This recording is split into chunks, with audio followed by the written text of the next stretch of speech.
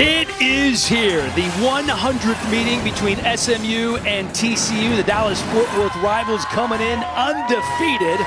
FS1 college football sponsored by Edward Jones. Life is for living. Let's partner for all of it. The battle for the iron skillet had extra time to simmer this time. Robert Smith, my broadcast partner. I'm Dan Hellie.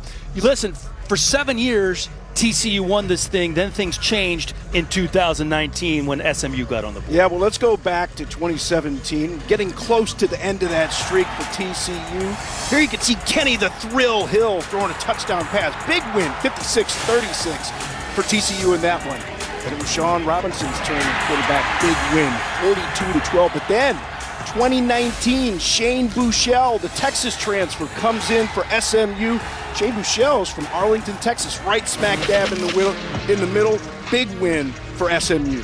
How about Mustangs wide receiver Rashee Rice not just fanning the flames of the rivalry, he poured kerosene on it with this quote, "Freshman year, I didn't get a play in. Sophomore year, after we won the skillet, they were scared to play us. I'm not going to say, I can say that again, they were scared to play us." That's not exactly how it went down. Obviously couldn't play the game because of COVID. If SMU is going to win back-to-back games in this rivalry for the first time since the 90s, they'll need this man, Tanner Mordecai, to play very well. Yeah, you could see from Waco, Texas, but of course he's the Oklahoma transfer, and not just dangerous with his arm, also dangerous with his legs. Yeah, speaking of legs, as the Horned Frogs are running out right now, TCU has a quarterback who can do it with his arm and his legs. Max Duggan, a third-year starter for TCU. Yeah, and Max Duggan led all Big 12 quarterbacks last year with 10 rushing touchdowns. Actually led TCU in rushing a year ago. They are not going to want to do that this year, though, because they have got a fantastic running back. Zach Evans, the very first five-star running back or five-star recruit that TCU has ever brought in. He reminds me of a running back I saw all the way back in the early 80s running for that other team, SMU, Eric Dickerson. Got that big upright running style. This guy rips off chunk plays seemingly every time he touches the ball. Zach Evans coming off the best game of his career and 22 carries, the most times he has touched the ball in a game since arriving at TCU. It's SMU and TCU. The battle for the iron skillet is 1-41. SMU looking for consecutive wins for the first time since the early 90s. This man, Sonny Dykes, has turned this program around since he arrived on campus. 25-13 overall. This is a team that was struggling before he arrived here. Gary Patterson, year 21 at TCU, one of the best coaches in the history of college football, and he really has been the heartbeat of this program since he arrived. Yeah, he really has. He's an intense guy, and in talking to Jerry Kill, the offensive assistant, he was talking about Gary Patterson in the way that even now in his 60s, he's like he was in his mid-40s. And I got to tell you, every time I interview Gary Patterson, I always feel like he's going to make me run after I talk to him. Just one of those kind of guys that's always on. And we are underway. Ball returned out past the 20-yard line by Ulysses Bentley. You're going to see a lot of this young man today. Number 7, very active in the backfield behind the quarterback, Tanner Mordecai. And Tanner Mordecai, the transfer from Oklahoma, all he's done is lead the nation in touchdown passes with 16. Ulysses Bentley.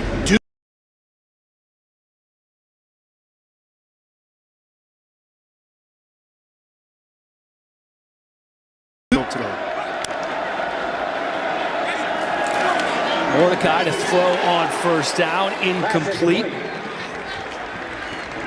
Talk about the playmakers on the field for this SMU offense, as it does with everyone. It starts up front with the offensive line. All 5 starters returning, 0 sacks allowed this year. Gonna keep it on the ground here. Bentley putting his shoulder down.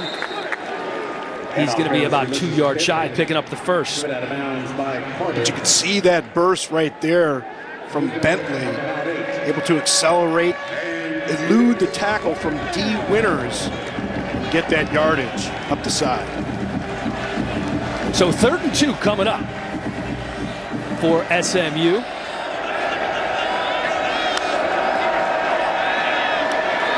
Mordecai with time over the middle. They wanted to get their receivers in space. This is Danny Gray, and Danny Gray going the distance. 1 drive, 1 touchdown, SMU.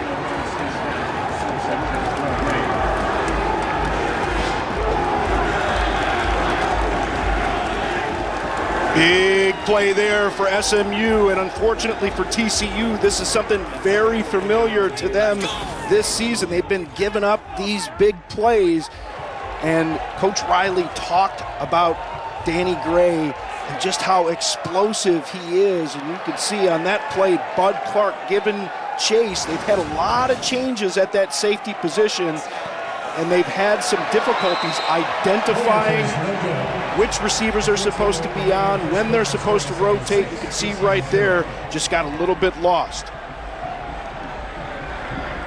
So the kick from Blake Mazza not good. We're going to stand at 6-0. That 68-yard touchdown, the longest pass of the year for SMU.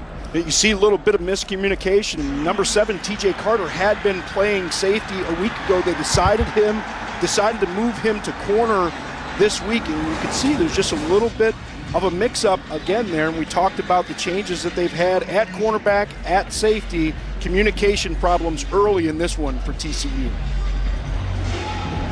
Team Goals is sponsored by Edward Jones. Life is for living. Let's partner for all of it. Well, if you're SMU, you've got to contain Max Duggan and his legs. His ability to run can be so dangerous.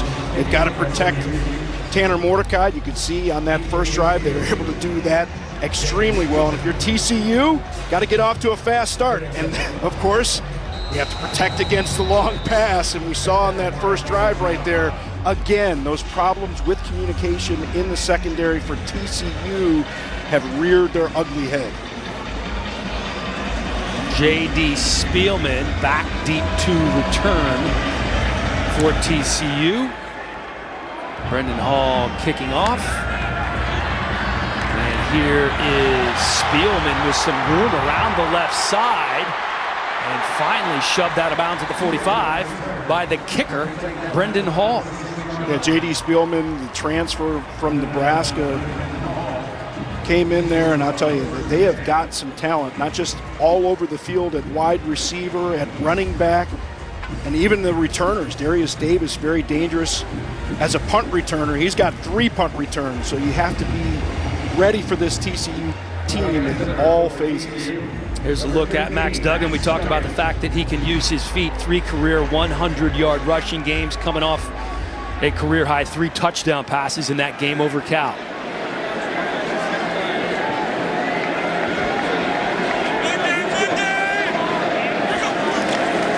And here is Zach Evans, first play, first carry of the game. Sophomore running back from North Shore High School in Houston, Texas. Boy, does he run hard. Yeah, he really does run hard, and this is a big difference from what we saw a couple of weeks ago against Cal. They only had 37 yards of total offense into the second drive of the second quarter. You can see right there, though, talked about him in the open. Not just a fast player, runs with a lot of power. Duggan working with 5 wide receivers.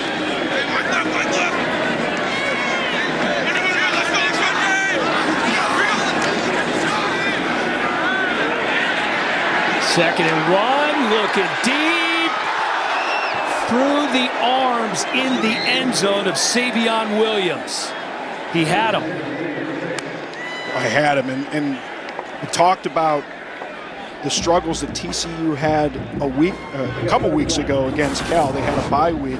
There was some overthrows by Max Duggan, but here he has the opportunity to hit Williams and really puts it in the right place. Maybe a little bit long on the throw, but certainly catchable. That one should have been brought in. And Jerry Kill talked about it, and coaches know this.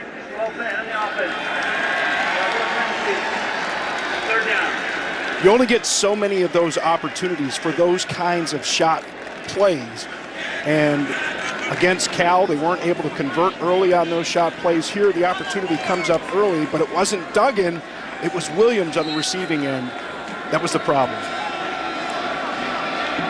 There's a little substitution infraction, just something that can happen. Too many men on the field for TCU.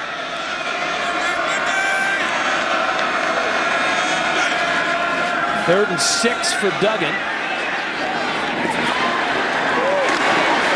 And dumps it off to Evans.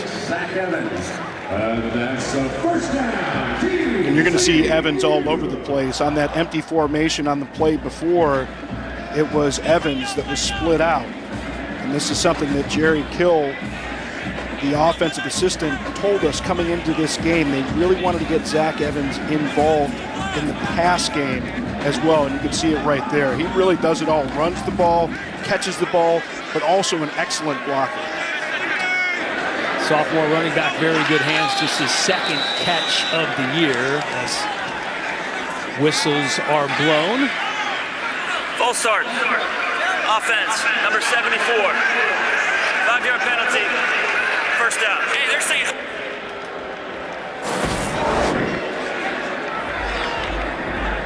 Well, you could pretty much call that on about 3 or 4 different guys along the offensive line right there. Just got to hold your water in there.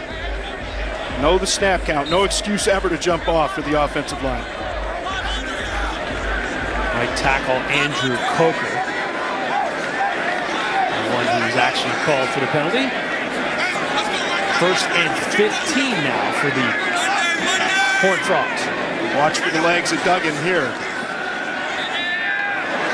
Duggan, another shot play down the middle in coverage. Quinton Johnston, slow to get up. We do have a flag on the play. There were 2 defenders there for SMU. Pass interference, defense, number 16. 15-yard penalty, automatic, first down. Let's take another look at it right here. Quentin Johnson may have gotten the arm grabbed just a little bit early there, and he kind of got his shoulder pulled back. That left arm got pulled behind him, and the shoulder may have been strained a little bit. You can see him grabbing his chest right there, actually. I'm not sure if it would be a pec muscle that got strained. I think he went to the sideline on that one. Keeping it on the ground on first down with Evans again. Picks up 7. They're checking into the game for Evans. And he has some room. Miller to the house.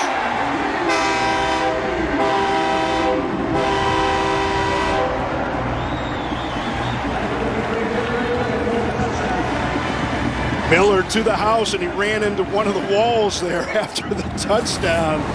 Really not a lot of drop-off. We talk about Zach Evans and his talent, but Kendre Miller, Amare DiMaccardo, they have got some talented runners here at TCU, but the thing that was most impressive about that one was the space that the offensive line created. They were able to get Miller to that second level untouched.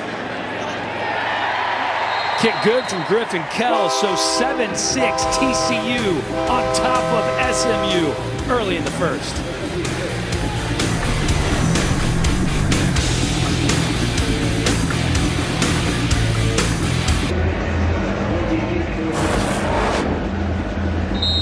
See that left side of that offensive line doing a nice job collapsing it down. It was a nice cutback by Kendre Miller. Saw the opening back to the inside, able to convert, and then ran himself into the wall. He was excited. That's how you need to do it. Your first carry of the game, you go for a 20-yard touchdown run. Robert Smith knows all about that back in the day. That was a long time ago. Oh, I remember, my friend. I remember oh so well.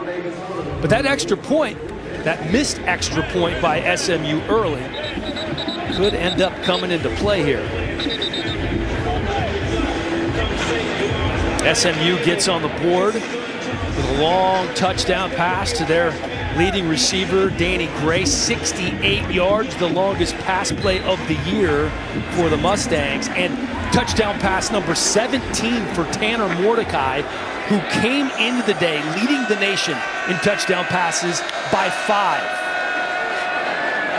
Mordecai to throw again. This time deep down the middle. Over the outstretched arms of Reggie Robertson.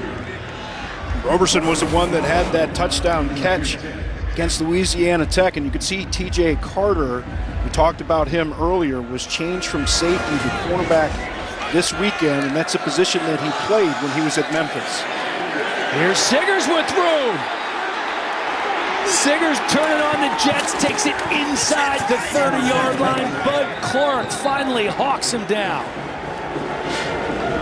Well, we said there were playmakers all over the field. We talked about Ulysses Bentley at running back, but Trey Siggers, who's more of the downhill physical runner, just does a nice job finding an opening on the right side of that TCU defense. And of course, if you're Gary Patterson, defensive-minded coach, defensive coordinator, really that calls the plays, you hate to see that from your defense. You have got to feel better, especially from the safety position. We talked about the changes that they've had at safety. It comes up in the running game right there. Here come the flags. That 46-yard run, the longest run allowed by TCU this season.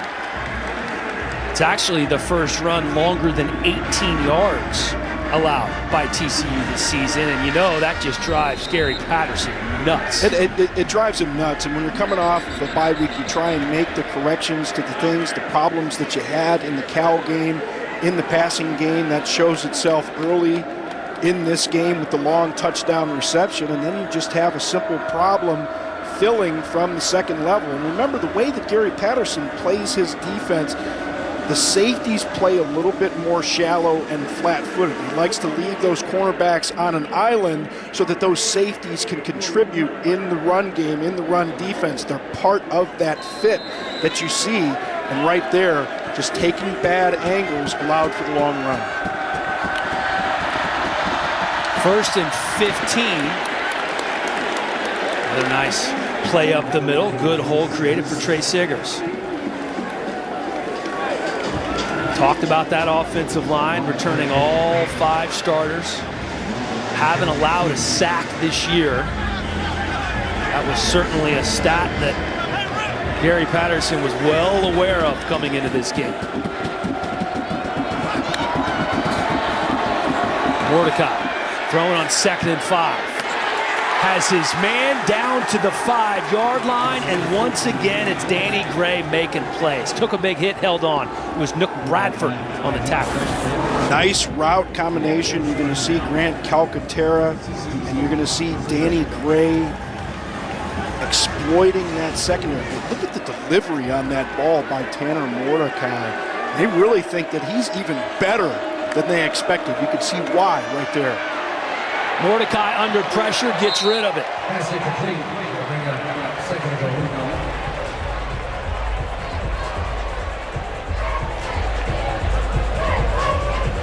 It's going to be O'Shawn Mathis, and he said this is the guy that you love to have get off of the bus first. He's absolutely chiseled. And you heard him press conference this week. He could not wait to get this game started. He was tired of talking about it. Let's just go play. Here's Mordecai, keeps it by himself, in for the touchdown. We talked about Duggan's ability to run. Mordecai can run as well. His first rushing touchdown of the season to go along with these 17 touchdown passes. See the little zone read fake. Nice job by Calcaterra. The tight end on the block. And then Tanner Mordecai just turning on the Jets. And they go for 2. A trick play here for SMU. Take a look at this, Robert. You see the lineup in unusual formation with the quick pitch, and something that you don't see on film. Great job by SMU making up with the 2-point conversion. They're going to have the lead when we get back.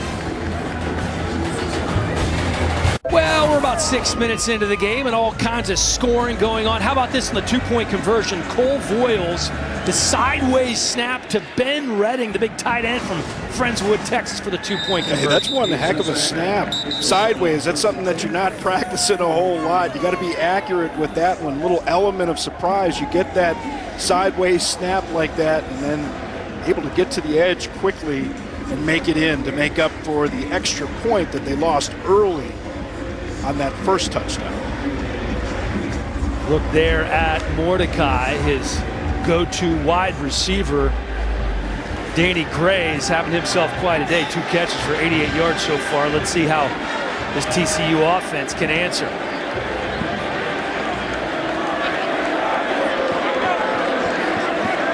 2 wide receivers to Duggan's left, Evans in the backfield.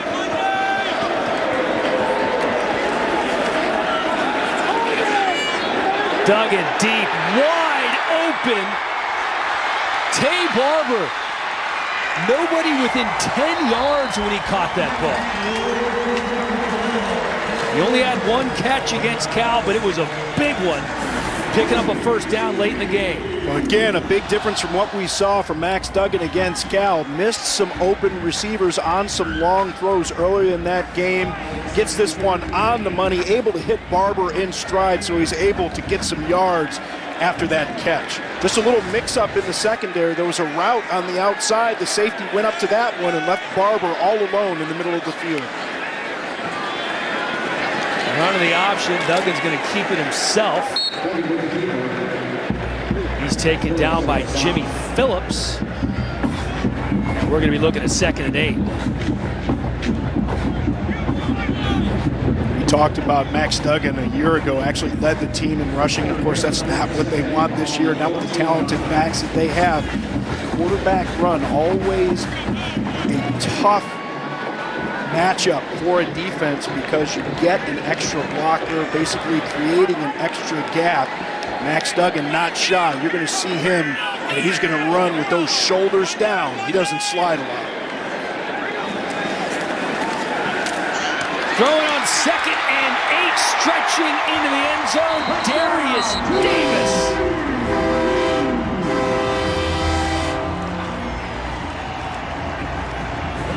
First touchdown of the year for the senior from St. Francisville, Louisiana. See, very quick play fake, but it was a nice throw on the slant to Darius Davis right there. Hits him in stride, allows him to use that power to extend the body over the goal line. A little bit chippy right there. Little talking during the week, a little bit of talking going on right now too. Well, most of these players have grown up together in Texas, played high school football against each other in Texas, and right now, we're all tied up at 14. What a start it's been. With 7:14 to go, Robert, we're on pace for 1,124 yards of total offense in this game. And we're on pace for a lot of frustration, or we already have a lot of frustration. Of course, Gary Patterson, known for his defensive coaching, but it's Jim Leavitt, the defensive coordinator for SMU, and obviously he's been around more than 40 years college and professional coaching. Does not want to see that for the rest of the day from his defense. 5 explosive plays combined. That's plays longer than 20 yards for these two teams. We have a 46-yard run, we have a 60-yard catch, and a 68-yard touchdown catch as well. So big play central for both the Mustangs and the Horned Frogs. Yeah, and there was the drop pass by Williams for TCU. That one would have been a long, that would have been an explosive pass play right there. Mustangs keeping it on the ground with Bentley. Bentley met right away by Wyatt Harris, younger brother of offensive guard Wes Harris. The Cal game a couple of weeks ago was the first time that they started together at TCU. Played at Alita High School and the Horned Frogs. Yeah, and there was the drop pass by Williams for TCU. That one would have been a long, that would have been an explosive pass play right there. Mustangs keeping it on the ground with Bentley. Bentley met right away by Wyatt Harris, younger brother of offensive guard Wes Harris. The Cal game a couple of weeks ago was the first time that they started together at TCU. Played at Alita High School Alito, about 25 miles away from campus in Fort Worth. There's Mordecai on 2nd and 7. That pass complete to Robertson. Much better job there by TCU in the secondary. You can see Tanner Mordecai had nowhere to go, and they did a nice job being very disciplined with their rush lanes. When you have a guy with legs like that, you've got to make sure that you get him covered and make sure you get some hits on him now and then so he knows that you're there. That was D. Winters with the hit, and that was a nice move by Rashee Rice. Has a touchdown catch in every game this season. A couple of them last week, including that unbelievable tip on the Hail Mary on their, I believe they call that the Big Ben play in the huddle. Or something that they practice every week and executed perfectly. Fakes the handoff to Bentley. Mordecai goes up top, nothing going. 2 receivers in the vicinity. Good coverage there. Josh Foster in the secondary for TCU, covering up Grant Calcaterra. We talked about the Oklahoma transfer. He is a guy that these guys played together when they were there at Oklahoma. Calcaterra, very talented, 6'5", very athletic tight end. Stepped away from the game for a while, made the decision to come back, almost ended up at Auburn. And here he is on this SMU team. Good job by the TCU defense there. Mordecai, first down Mustangs. Danny Gray, nice catch as he's falling down.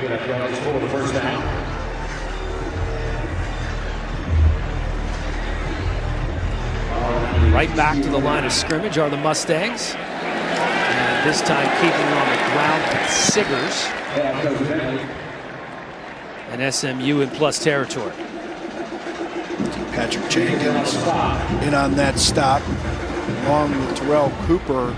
A couple changes on that defensive line. You can see the tempo that SMU was trying to go with there. After getting the first down, really try to line up quickly. TCU had a little bit of trouble lining up, but a great job executing along that defensive front. Good job executing here, holding Bentley to a 1-yard gain. Dylan Horton, Wyatt Harris, in on the stop. And I'm sure these guys got a bit of a chewing on the sideline from Gary Patterson after the long runs that SMU had early in this game. You better believe they're going to be out there. They're going to be playing full speed, and they're going to be in the right place for the rest of the day, especially up front, which we didn't see early. Another 3rd and long. Mordecai, clean pocket, picked off. TCU said they wanted to cause some turnovers, and here's the first one, courtesy of D. Winters.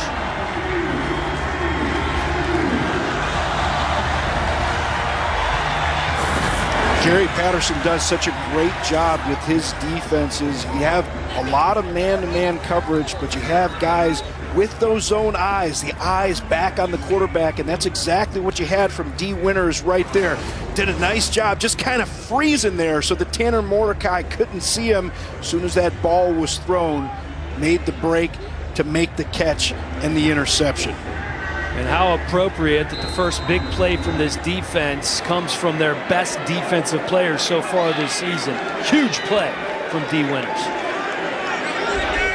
Well, you wondered who was going to be able to hold serve first, and it was that TCU defense.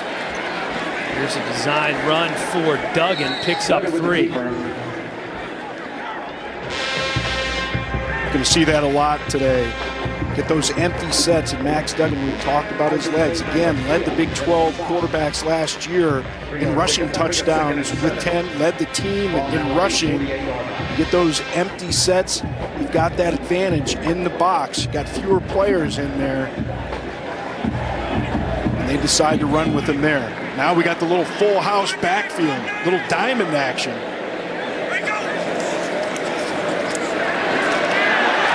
With some room, Zach Evans breaking a tackle, keeps his feet down inside the 25-yard line.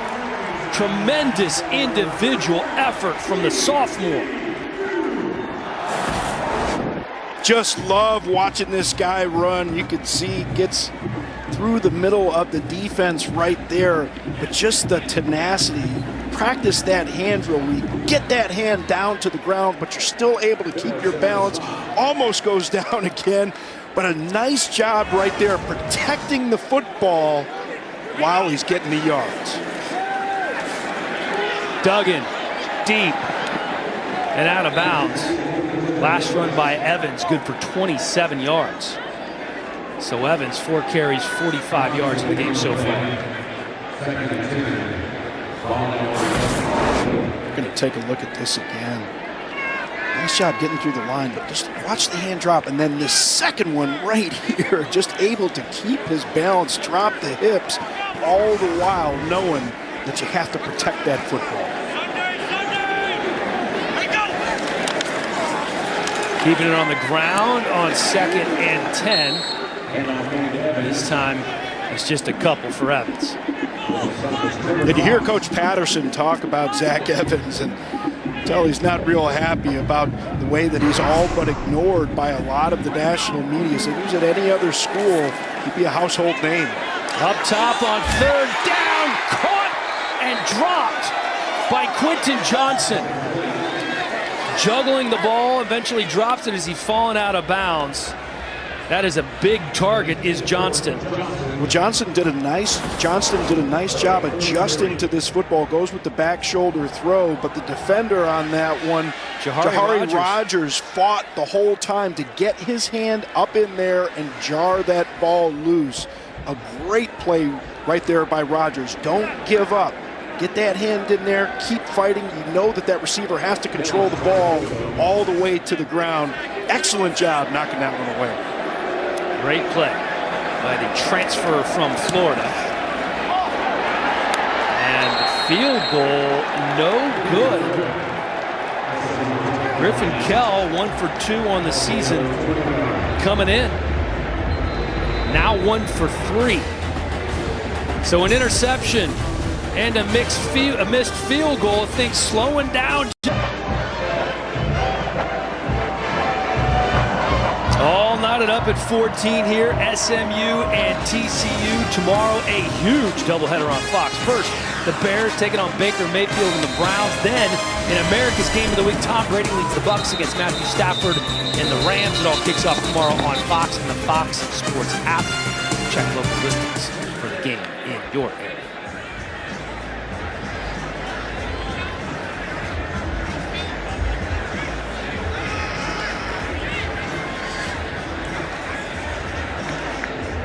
All right, now we're ready.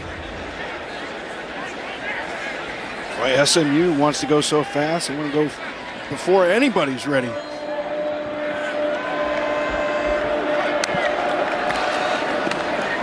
On the ground with Bentley, escapes a tackle. Couple of nifty moves.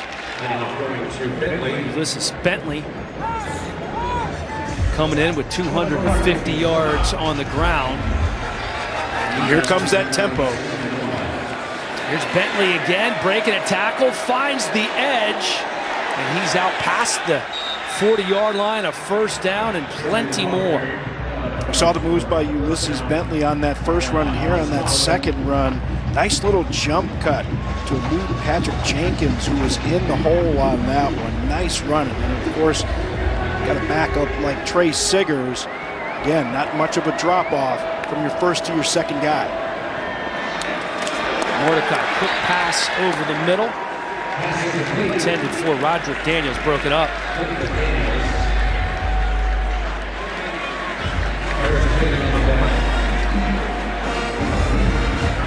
Second and 10 coming up for the transfer from Oklahoma.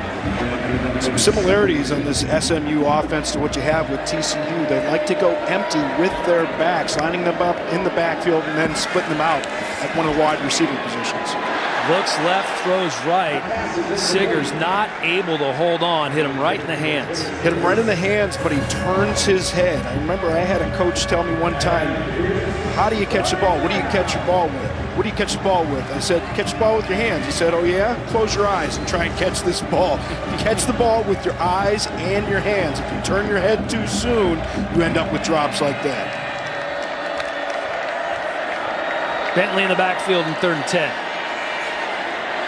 Flag down. Mordecai, plenty of time, dumps it off to Bentley. Wait to see what the call is here. Offside. Defense number 98. 5-yard penalty. 3rd down. So that's Dylan Horton, the defensive end, called for offsides. See, just got a little bit anxious there, trying to get inside and get to Tanner Mordecai. And of course now you've got a much more manageable 3rd and 5 situation for the SMU offense.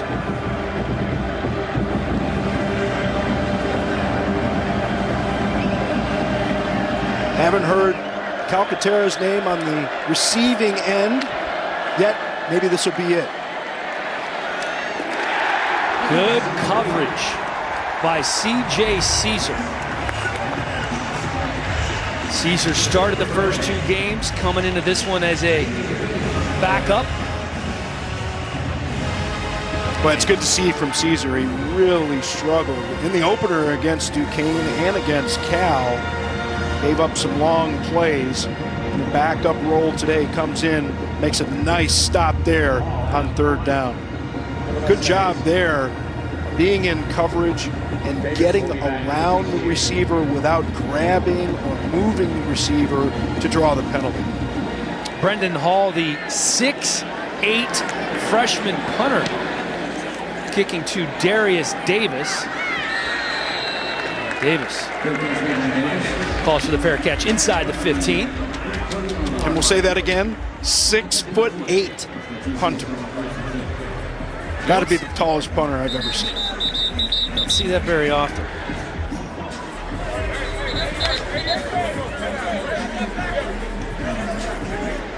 So with 54 seconds left here, if you look at the rushing numbers, every time they're keeping it on the ground, they're almost picking up a 1st down, Robert. This is the kind of stuff you like. It certainly, as a running back, you like to see those numbers. Defensive-minded coaches, again, with Gary Patterson, head coach and defensive coordinator, at least calls the plays, and then Jim Levitt for SMU. And I like to see those numbers. Duggan, deep shot, just overshoots Quentin Johnston. It looks like a replay of what happened a week ago, or 2 weeks ago, against Cal. And Jerry Kill, the offensive assistant, said that Max Duggan he's just so excited. He gets so amped up, and he sees that shot to get the ball down to Quentin Johnston. He's got a little bit excited and overthrew that. 100% of passes that are overthrown are not caught. Kendra Miller picks up 3. So 3rd down coming up here for the Horned Frogs. With 30 seconds to go here in the first quarter.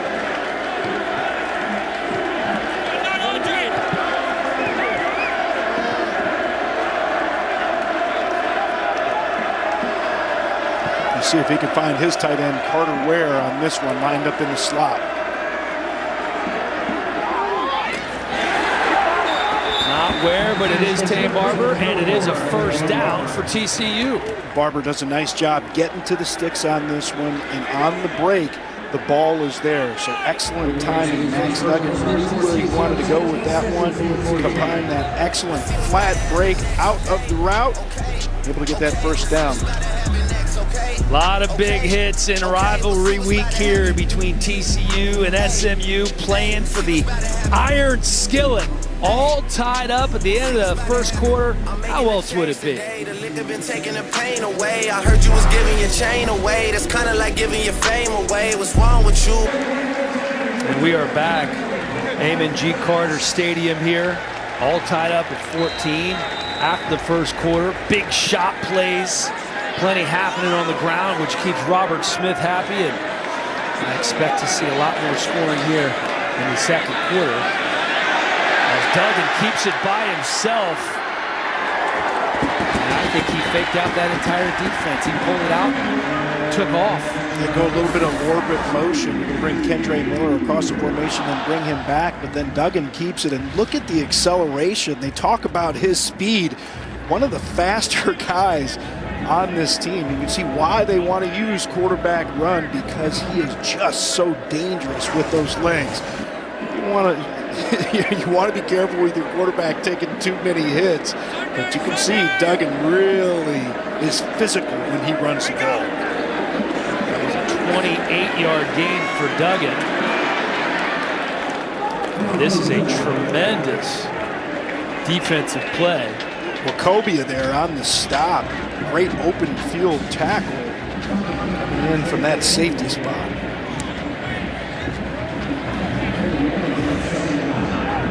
So we talked about this rivalry, how intense it was, and you had the quote coming in earlier this week from Rashee Rice about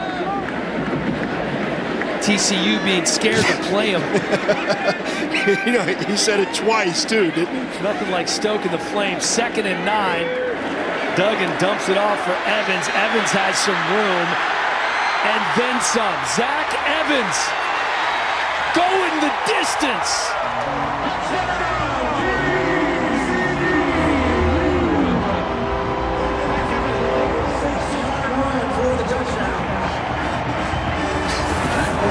The little proposal, giving this lineman the ball right there. Zach Evans comes out here on the screen, but cuts it all the way back across the field. And the reason I said he reminds me of Eric Dickerson is he just has this fluid and effortless acceleration. Had a 51-yard touchdown at the end of the first half against Cal. You could see him taking that screen right there, turning on the Jets, and taking it in for 6. And the extra point is good. A 46-yard touchdown from Zach Evans. They said they wanted to get him more involved in the passing game, and they have.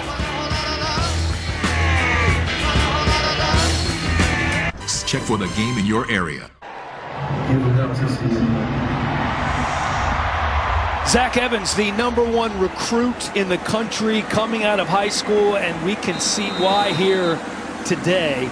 He took about a 2-yard pass, turned it into a 46-yard touchdown. This young man is special. Yeah, he really is something special. And again, talking about Gary Patterson, what he felt was that national media in many ways ignoring Zach Evans here at TCU, but just a tremendous talent. And talked about wanting to get him involved in that pass game. They certainly did it right there. And the great thing about him, this is a guy that he just loves to compete in the classroom. Had a 3.75 grade point average in his last semester. Coach Patterson said he was mad he didn't have a 4.0. Catches the ball, runs the ball, does an excellent job, not just as a pass protector, but also sometimes as a lead blocker for Max Duggan. Keeping it on the ground here with Bentley, and he has a first down to the 40-yard line. This SMU offense doing a great job getting to the second level. We saw it earlier. TCU did a pretty good job stuffing up a couple times, but here they are again, just gashing that TCU front. Credit to that offensive line. We talk about that experience on that offensive line. Returned 7 or 8 guys that had at least 9 starts in their career. They've shuffled them around a little bit, but a great job up front again today. And here's Bentley again, huge hole. Wrapped up after picking up the first down by Dean Winters. That offensive line anchored by Jalen Thomas at left tackle. Hayden Howerton, 5th-year starter. Alana Lee at center. Justin Osborne at right guard. And Marcus Bryant getting the start at right tackle. They have been outstanding so far today.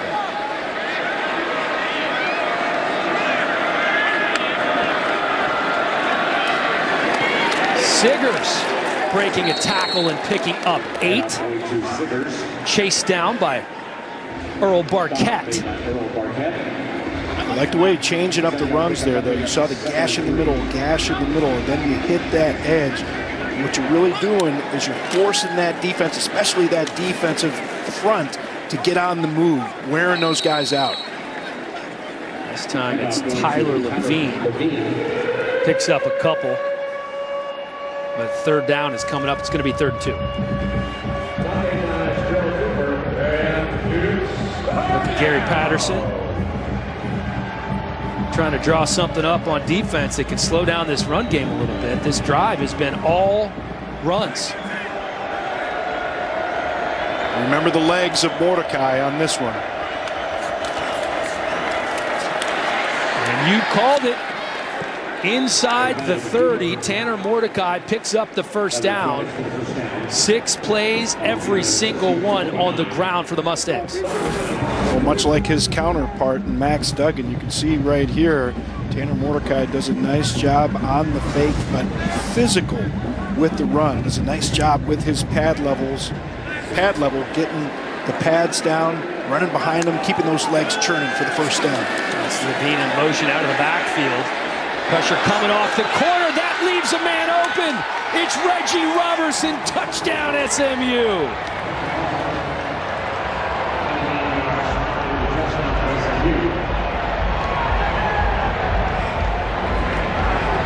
We've been talking about the changes for this TCU defense, shuffling players around, cornerback spot, safety. We've talked about TJ Carter moving from the safety spot to the corner spot today.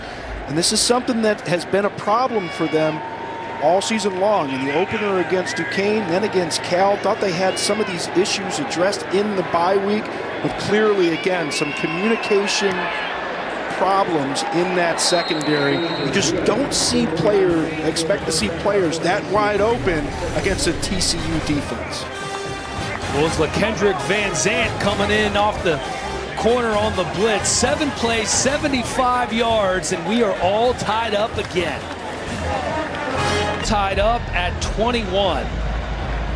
And the scoring is off the chain in the battle for the iron skillet. Robert Smith. These two offenses looking unstoppable. Flags flying here. We talked about the problems that this TCU team has had in the secondary, and you're going to see Robertson come all the way across the formation on a deep crossing route. Hodges Tomlinson had a route that he carried across the field, but TJ Carter, who they had back at that safety position, who they had moved from safety to corner today, wasn't able to come across and account for that deep crosser. Just miscommunication, but great play design by SMU, knowing that they could challenge those safeties.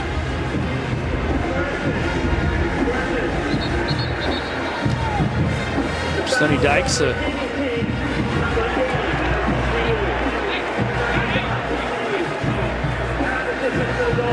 Sonny Dykes a little baffled by what's going on.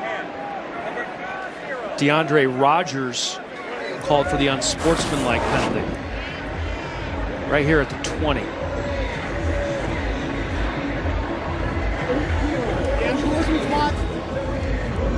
I'm gonna have to get another look at that.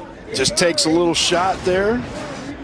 Got to keep your head on a swivel. You're seeing more of an emphasis on plays like that, especially in a play that's just dead, taking a shot like that. The officials are going to call that. Back up to the 11-yard line, Zach Evans.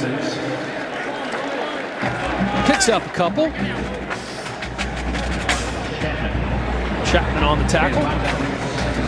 Yeah, Chapman had a big paw on Zach Evans' back right there. You can see the power from Zach Evans on that run.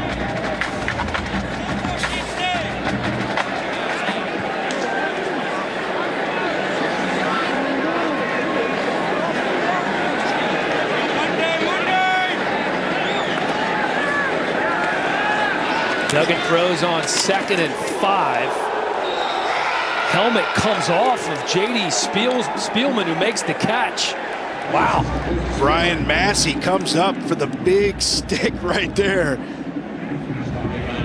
was all pumped up. Big hit. Spielman turns to the outside. Massey turns that shoulder into him.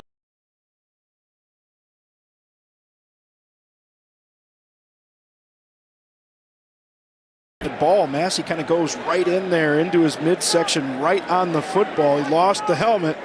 He didn't lose the ball. Kind of the textbook hit. Put his shoulder into it, kept his head out of it. J.D. Spielman does a tremendous job holding on to it. That's a heck of a job by Darius Davis to make that catch there. And it was Massey coming off of the edge on this one. We talk about these defensive coordinators, Gary Patterson for TCU and Jim Leavitt for SMU. They really mix up looks. That time they brought Massey off of the edge, forced Duggan to get rid of that ball early. A nice, secure tackle.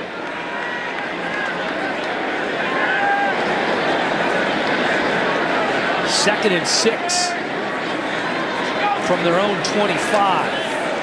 And here's Duggan. They had that jet sweep motion coming, keeps it himself. And the stop is made after the gain of 2 yards. So 3rd and 6 coming up. You can see SMU rotating in those fresh bodies. They like to go 3 down linemen on 1st and 2nd down. Then they'll get those 4 down linemen on those 3rd down looks because they want to get pressure with those 4 bigs up front and be able to drop those other players back into coverage. Empty set for Duggan.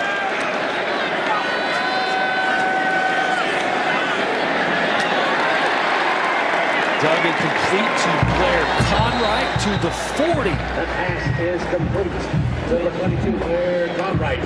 And that's another first down. Brought the blitz off of the backside on that one, but it was good play design. Conright, nice quick out, stays nice and flat. Zach Evans knew where he wanted to go, got rid of it quickly and efficiently.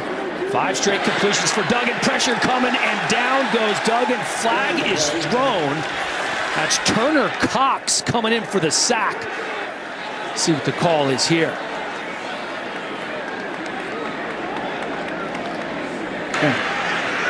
Personal foul. Illegal hands to the face.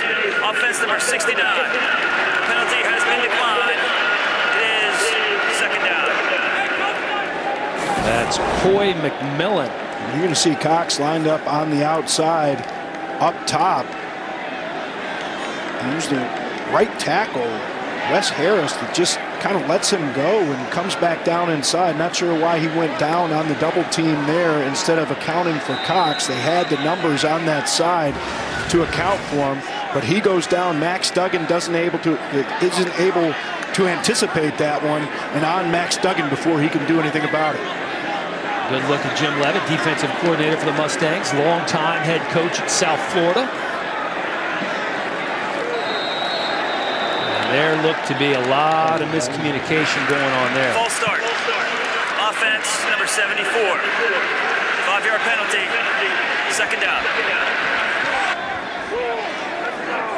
This is another thing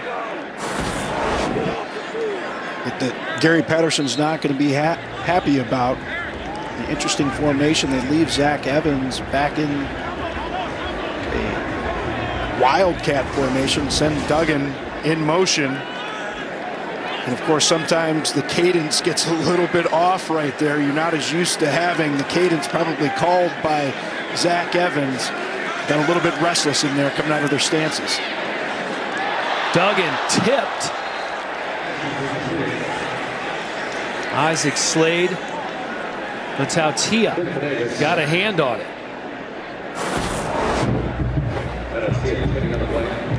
He had an interception against Louisiana Tech and should have had that one right there. That's what they say. That's why those guys are on that side of the ball. That thing had a little bit of zip on it, but he should have been able to bring that one in. Fortunately for TCU, Max Duggan's pass wasn't picked off there. 3rd and forever for the Horned Frogs. Duggan just going to keep it himself. Try to pick up a few before they punt this away. Shane Haley on the stop.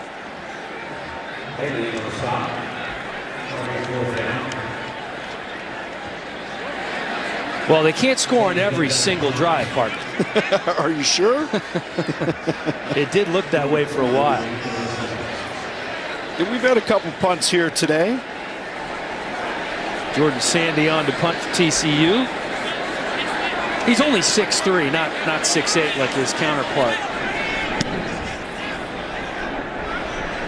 Jordan Curley makes the catch at the 29-yard line. Still tied up at 21 apiece. Just over 6 minutes to go here in the first half at Amon G. Carter Stadium. For all of it. Over 500 yards of total offense, all tied up at 21 apiece. It is family weekend here at TCU. Stadium is full. Scoreboard is tied. And Ulysses Bentley picks up 2, maybe 3 yards. First met by defensive tackle Terrell Cooper. And TCU playing on that defensive line without Corey Bethley, who has 31 career starts, the most on the team. And Kyrie Coleman, their talented defensive end. They're hoping he's going to be back from Texas. So they have a ton of experience on that defensive front, but missing 2 big pieces in this one. Mordecai to Roderick Daniels. Daniels upended as he crosses the 40 by Travius Hodges Tomlinson. First time we've called his name. All-American last season at cornerback for TCU. Yeah, Hodges Tomlinson, you can see on this play, only 5'9". Not a very big guy, but a physical guy. An excellent open field tackle on that one. But SMU still got the first down. Hodges Tomlinson not afraid to stick his nose in there. Like seeing that from a cornerback. Well, we know about his coverage skills, but you can see his tackling skills right there. And he anticipated that Roderick Daniels was going to be jumping on that one. And they're taught, if they're going to jump like that, at least get a piece of him. Grab onto anything you can. And he did that right there. Pressure coming on Mordecai. Hit as he throws. Nearly a great adjustment by Robertson. The ball just a little too low. Mordecai couldn't get enough on it with the pressure coming up the middle. Gary Patterson does such a great job disguising these blitzes. D. Winters comes from depth, delayed on this one. And what happens is the offensive linemen get committed to the blocks that they're already engaged with. And Winters comes so fast from that second level of the defense, gives them absolutely no time. We knew that he wanted to get some pressure on Tanner Mordecai today, and that's what you saw right there from this TCU defense. Mordecai. That was Bentley. And it looks like they give him the catch. Good hands there by the tailback. Yeah, Bentley does a nice job controlling that one. They're going to take a look at it and see if he had possession of that ball near the sideline. Replay, take a look. Previous play of the runner reaching the line to gain is under further review. So take a look at both of those to make sure that no body part was out of bounds as he's catching this ball, and that did he have possession of the ball beyond the first down marker. It is really close. Of course, it was ruled a catch on the field. Let's bring in our rules expert, Mike Pereira. Mike, what do you see here? Well, I think there is the 2 things they have to look at. Number 1, is it a catch? So when did he establish control, and did he have a body part down? So that's the first thing you look at. And if you say, okay, they ruled a catch, we can't change that, then you go to the line to gain. And so the line to gain might be a tougher one. I think he's probably got it. They ruled the first down. So if they did rule the first down, I think it has to stay. I just don't think there's enough. I think he has a body part down when he first gets control, very close. But remember, got to be clear and obvious to change it. And I just don't see anything in my mind that you could see to change that. And Mike, taking a look at the play, it looks like his left shoulder may be coming into contact with the ground as he's catching the ball. So, of course, if they make that determination, then they would have to rule it no catch, correct? And even a shin. I mean, if you look at the shin. First down, SMU. Yeah, and I think it was a good stop. I mean, because you had the two things to look at and you had the line to gain in question, but again, there really wasn't anything there that you could use to change it. On point, as per usual, is our rules expert, Mike Pereira, and nobody looks better in a burgundy suit than that man. Doesn't matter what Mike's wearing. He always looks good. Absolutely. Dapper Pereira. SMU keeping on the ground here, switches arms, does Bentley, puts his head down and gets to the 30. Boy, nice job by Bentley there, changing directions, and you called it out, Dan. Changing hands right there. You want to be able to keep your body between the ball and the defender. You don't want to do it when traffic is around, but here you could see Bentley saw that TJ Carter was coming up from his safety spot. He switched that ball. Not only does that keep the ball away from them, gives you an opportunity for that stiff arm. Here he is again.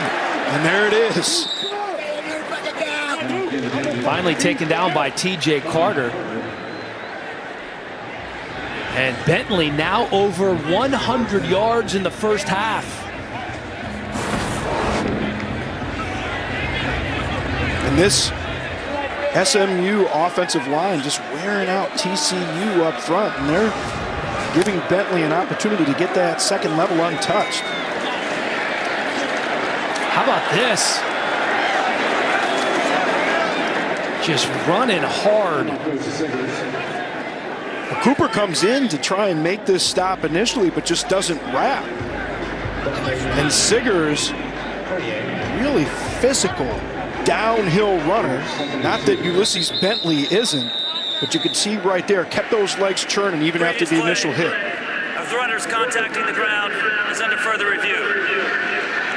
So I think he landed on somebody else as we take another look at this, Robert.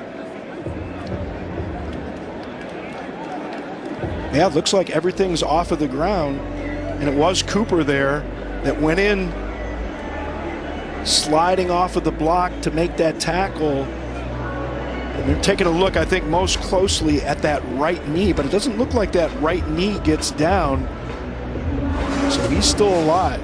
Yeah, it looked like he just landed right on top of Cooper. He just kept chugging. Yeah, Cooper just kind of comes barreling in and runs into his hip and has that left arm wrapped around the leg of Siggers and gets it wrapped around that right leg right there, and the right leg gets close, but nothing on any view that I've seen is clear and convincing evidence that that right knee is down. This would be the angle maybe that shows it. Oh yeah, that right knee definitely off of the ground right there, right there, right there. Doesn't look like it touches at any point there, so he's still alive. Yeah, I think he kept it off the ground. That was tremendous balance by Siggers. Grad transfer from North Texas. They call him the perfect 1-2 combo with Bentley. And also that, remember that right forearm and elbow there. Anything? Let's bring Mike Pereira in again. Mike, what did you see here? Well, we're looking at the play here, and to me, you're trying to see if there is a knee. It doesn't look like there is, so then it becomes the right hand. The back of the right hand, I don't think it's the right hand, by the way, does not put you down, whether it's the front of the hand or the back of the hand. That doesn't put you down. So to me, I just don't think there's anything to say unless you say that the forearm, but the whole forearm has to get down. And I don't think he's down at this point. After further review, the runner's right forearm touches the ground at the 23-yard line. The ball will be placed there where it will be second down. The clock is correct and will start on my signal. I thought it was hard to tell if the entire forearm was down, but that's both what you and Mike were referring to. So it will come back. And, of course, he was carrying the ball in the right hand. So right. I guess if they felt like when he put the hand down, the whole forearm touched. So 2nd and 10 for SMU.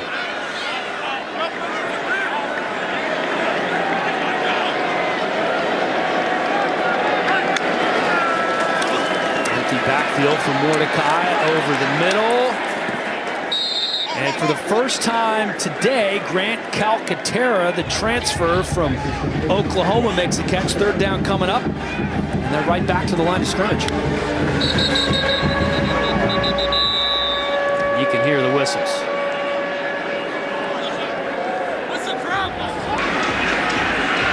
There is no play. The offense substituted, and the defense did not have time to match up. 3rd down. Well, you try and go with the tempo, but as the referee mentioned right there, if the offense does a substitution, then they have to give the defense an opportunity to substitute. They cannot snap the ball. Coming up on the State Farm halftime show, top 25 battle at Soldier Field. Texas kicking off Big 12 play, and Baylor looking to remain perfect. That's with Mike Hill and the guys. Bentley down to the 7-yard line. And the tackle made by Jamoy Hodge, sophomore from Winston-Salem, North Carolina. Well, Gary Patterson's going to have a lot to say to this TCU defense about what has happened in this first half. Really just getting dominated at the line of scrimmage and allowing this SMU offensive run attack to get to the 2nd level, many times untouched. Here's Bentley inside the 5. That was the 11th play of this drive for the Mustangs. 1:20 to go here in the first half. Look at the rush totals today. 2019 against TCU, just 118 on the ground, 183 in the first half today.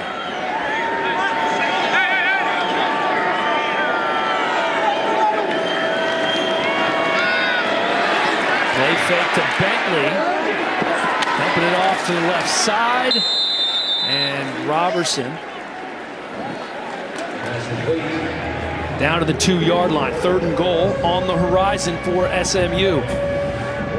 Clock still ticking. 43 to go here in the first half. Boy, I think Mordecai missed an opportunity right there. It looked like Nolan Matthews-Harris was wide open on that play. One of those tight ends. They have 3 tight end transfers. One from Oklahoma, one from Cornell, and one from Arizona State. Siggers stopped. So 4th down coming up. When the TCU defense needed a stop, they got it. Well, this was the problem early in the game for SMU against Louisiana Tech. They had a couple opportunities in the red zone, weren't able to convert. Here they are with a little decision here at the end of the first half. Not really much of a decision. I think you got to go with the points and get the kick here. And they were scared to play us. That's world-class trolling right there. When you say, wait a minute, I'm going to say this again. And just in case you didn't get this the first time, they were scared to play us. Well, SMU not scared here. 4th and goal, they're going for it. Bunch formation. Watch the legs of Mordecai. Pressure coming on Mordecai. He's hit as he throws. It's up in the air, and it's picked.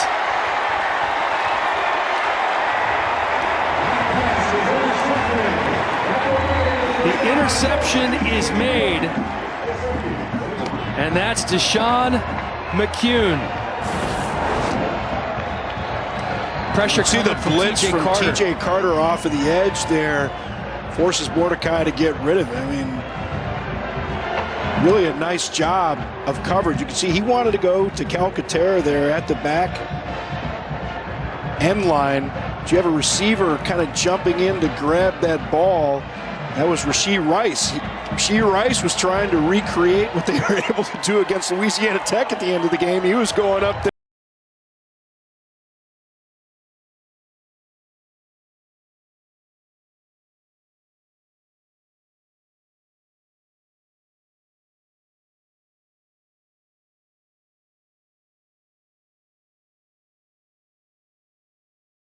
It all tied up at 21 apiece. SMU, TCU.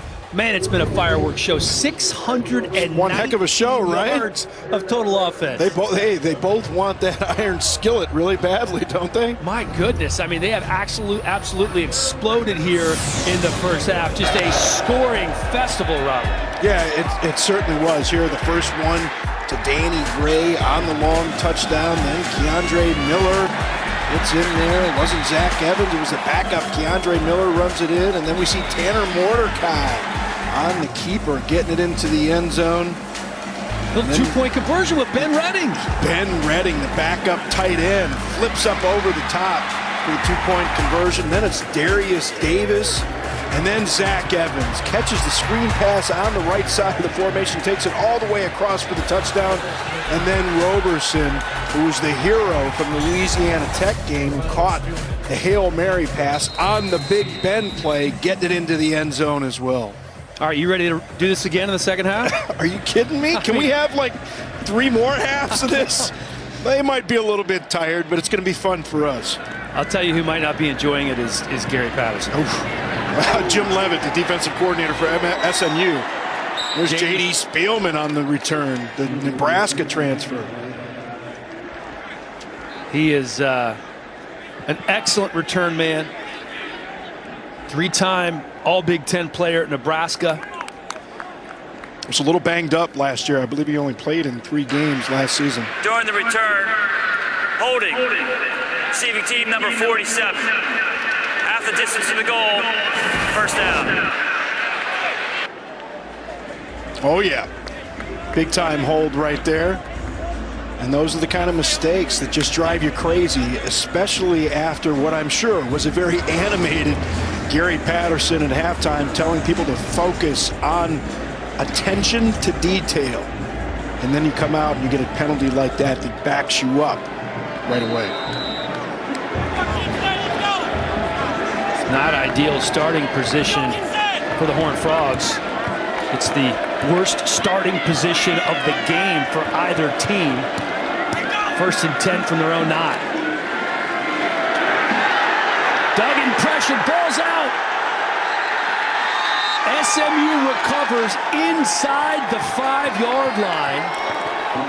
DeVere Levelston hops on it from terrible field position for TCU to inside the 5 for SMU. Well, the clock's just got to go off in Max Duggan's head on this one. He's got to understand he had a little bit of pressure coming from the edge. He ducks underneath that, but as soon as you escape that, you have to understand you have got to take off on that one. You can't just stand in the middle of the formation and not expect somebody to get home. It was Levelston there first, then Turner Cox coming in to force the fumble, and Levelston hops on it. Now 1st and goal for SMU.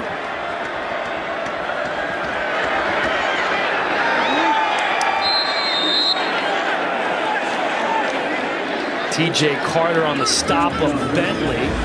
Keeps him out of the end zone. 2nd and goal coming up. Bentley gets to the left side of that formation and tries to scoot his way and then hit the big jump backwards into the end zone, but just short of the goal line. Bentley, SMU, touchdown.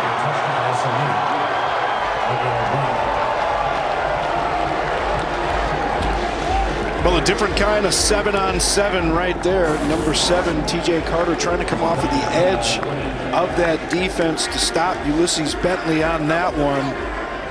Just not there soon enough. And this is more of what we saw in the first half, really. That SMU offensive line has really done a nice job against this TCU front. Just a couple of runs right there to get to the end zone, but more of that domination on display. Blake Mazza on for the extra point. Turnovers can be costly, and they are here. Bentley puts SMU on top. A turnover turns into a touchdown for the Mustangs, and we were tied at 21 for a while, not anymore. Big difference again from SMU from a week ago. They had some problems, at least early in that game against Louisiana Tech, converting red zone opportunities into touchdowns. Able to convert that turnover right there.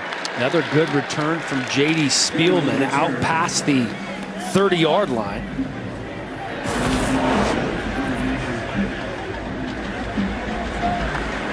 Darius Davis had a touchdown earlier in this game as the punt returner. He's dangerous.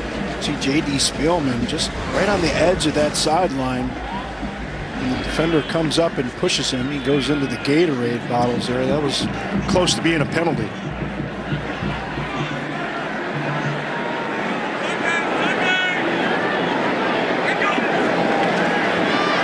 From the 34, here's Evans, has room around the right side. You can see the speed, steps out of bounds at the 40.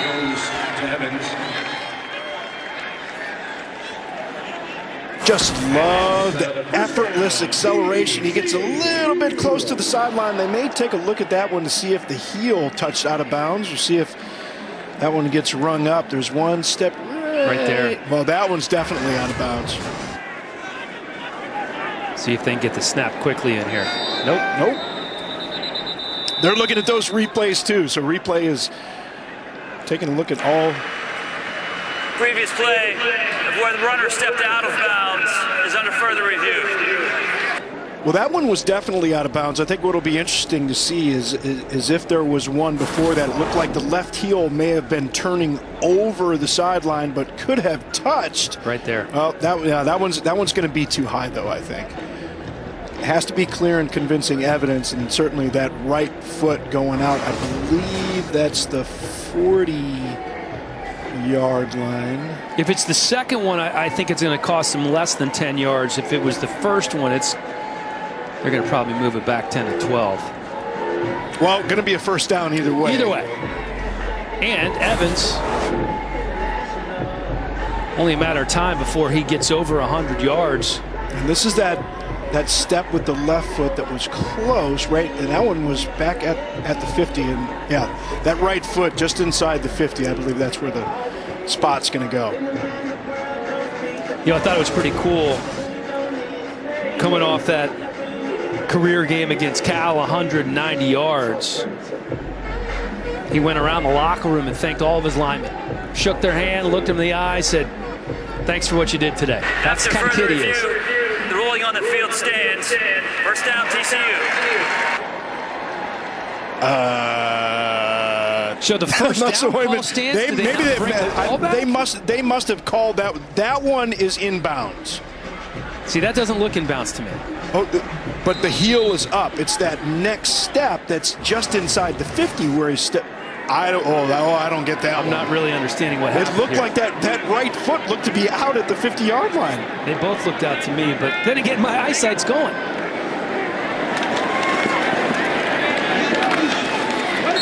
Evans again, this time for 4. No question about if he was inbounds or out of bounds on that run. Well, that's really surprising. Unless we weren't seeing that was the 50, confused what was actually the 40-yard line with the 50-yard line. Clearly, it looked like that right foot went out of bounds just inside the 50-yard line. But say clear and convincing evidence. They took a look at it. They must have been seeing something that we didn't see. Keeping it on the ground on 2nd and 7. And off again is Evans. And Evans Making the stop. down close to the 30-yard line. 3rd and 1 on the way. And we talked about some of those players that are out for TCU along that defensive line. And I think from a play calling perspective, you try and slow things down. You definitely don't want to go tempo here. You want to give your defense a rest, even though it was a short series the last time. Understand the way that this SMU defense or offense has been moving the ball. TCU doesn't want to go hurry up here. Evans with some room on 3rd and 1, down to the 22, picks up the first.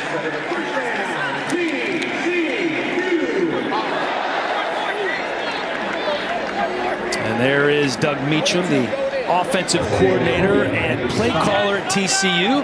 His second go-around here with Texas Christian. Was here back in 2014, 2015 As well, it's a really unique setup they have, though. He's the offensive coordinator and play caller.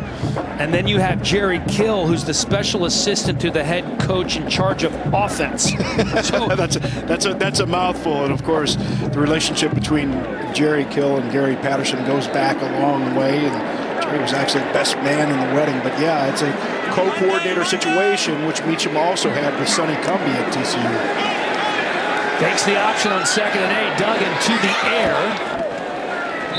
Is over the head of the intended target, Darius Davis. Trying to get that back shoulder throw to Darius Davis right there, and talk about Max Duggan, just how excited he gets. That's something that Jerry Kill mentioned, and has a tendency to overthrow the football. That one he just threw a little bit too hard, a little bit too high. Good thinking on the back shoulder throw, just wasn't on target. Kendre Miller checking into the ball game for TCU.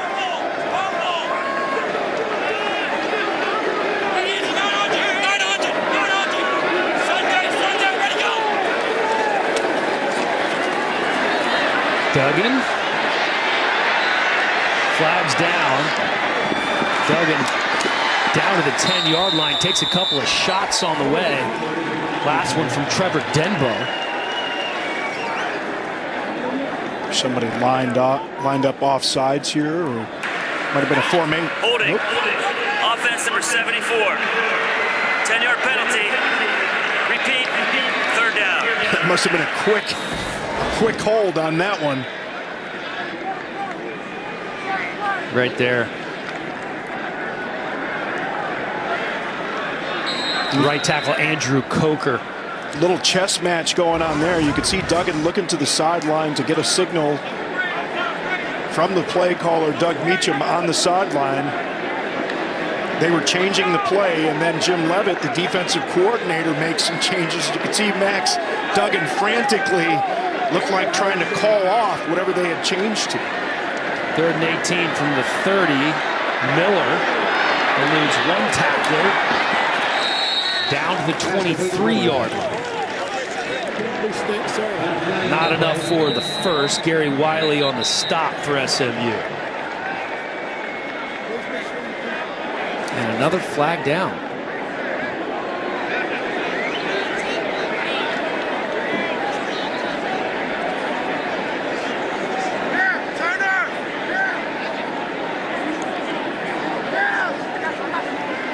Looking like this could have been an illegal block here.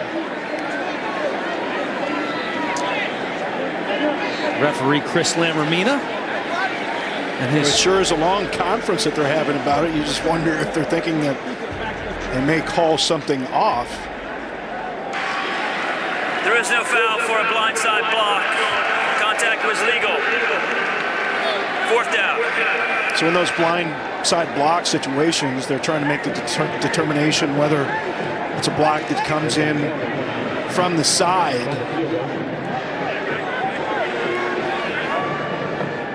Because you can't hit a defenseless player. And of course, it depends on where that player is in relation to the tackle box. Griffin Kell on for the 40-yard field goal attempt for TCU.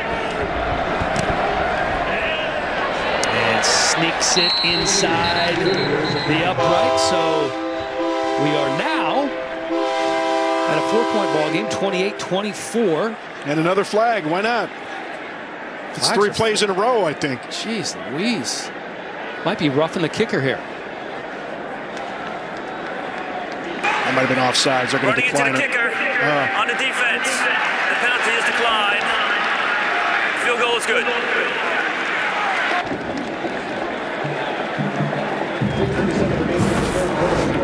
So running into the kicker versus roughing the kicker. Running into the kicker is only going to be a penalty that's going to get you 5 yards. Not going to be enough for the first down, so you just go ahead and decline that. You don't want to take the points off the board. Couple of great college football games back-to-back on FS1. First, Nebraska taking on 20th ranked Michigan State at 7 Eastern. Then it's Pac-12 lighting up tonight. Oregon State battling USC, 10:30 Eastern. You can catch it all on FS1 and the Fox Sports app. Love that Fox Sports app, man. One of my favorites. Fox Sports Go, the site. Catch those games when you're at the airport. Got to have your go-tos. I think the only one I go to more than that one is Uber. Not quite as effective as it used to be, but you know, we're working our way through it. Traveling man, you make a lot of stops. Have to. 4-point ball game. TCU settles for a field goal. SMU gets a touchdown to open up the half after a sack fumble. Gives them possession inside the 5-yard line. Looking to add to that 4-point lead here. Tanner Mordecai working out of the empty set, and here comes Ulysses Bentley into the backfield. And not a whole lot going there for Bentley. He's knocked around. O'Shawn Mathis makes sure that he doesn't pick up any yards on that carry. Well, did a nice job up front on that one. Mathis ended up with the tackle, but it was Earl Barquette that forced Ulysses Bentley to jump cut on that one, slowed him down in the backfield. Here's Bentley again, taking the short pass. Gonna be about 3, maybe 4 yards shy of picking up the first down. So 3rd down on the way. LeKendrick Van Zant forces him out of bounds. Bentley very good out of the backfield. His backup, Trey Siggers, as well, can catch that ball. Here on 3rd down, looks like they're in an empty set again with Siggers lined up on the outside.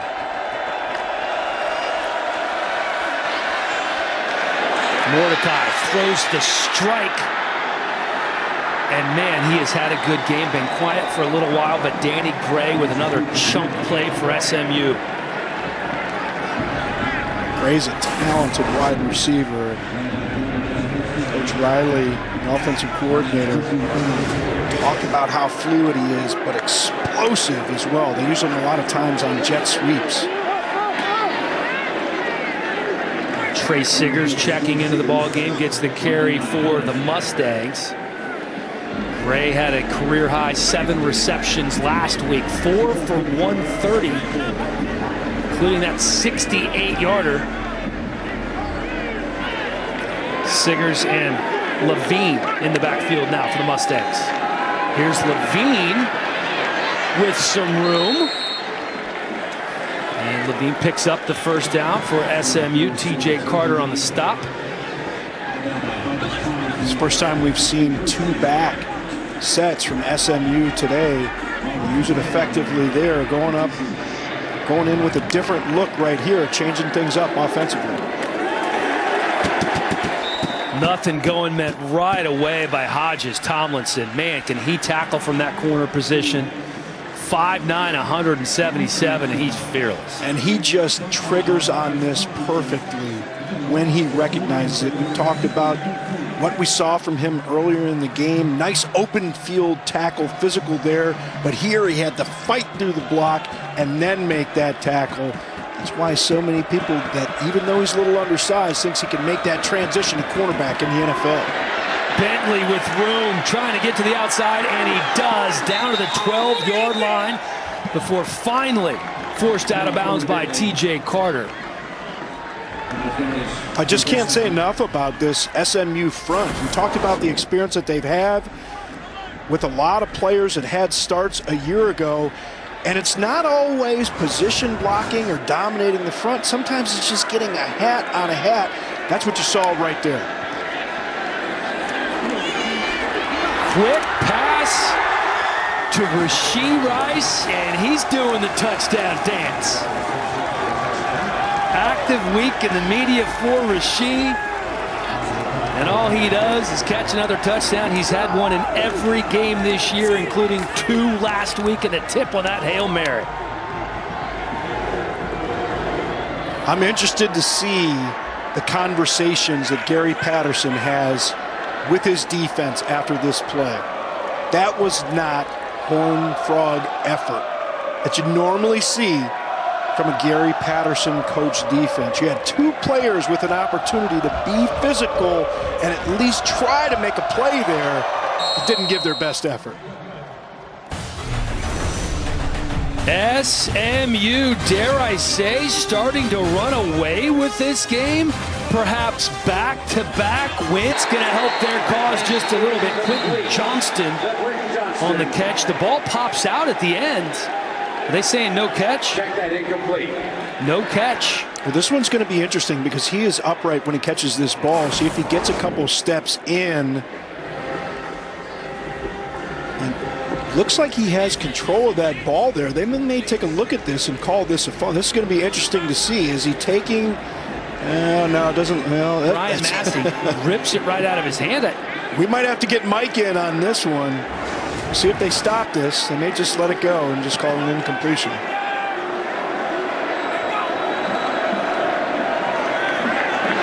There's Duggan.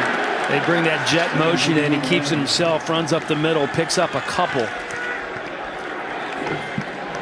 Yeah, let's take another look at that one more time. I think that it was ripped out of his hands by Massey before he had full control. So an incompletion, in my mind, is the right call here. Yeah, because as he's pulling that thing down, Massey is grabbing away from him. This TCU needs to convert here. You don't want to get that defense that struggled right back on the field with a 3-and-out. 3rd and long from their 25. So if the defense can hold, they can flip the field. Pass complete to J.D. Spielman. And that's a first down for TCU. For Spielman, it's his first catch of the game.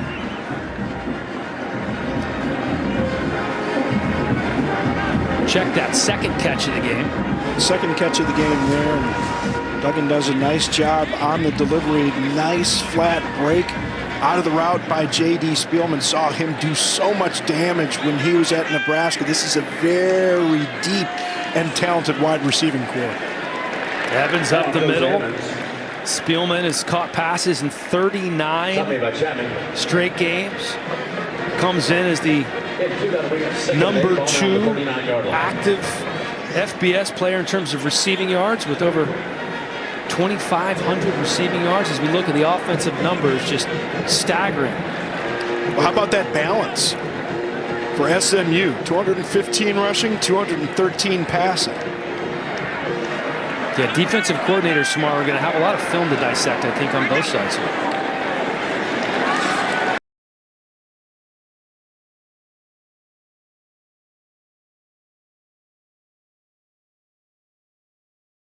Brandon Crossley as he picks up the first down. And Evans now over the 100-yard mark, 13 carries, 111 yards on the game. Great job in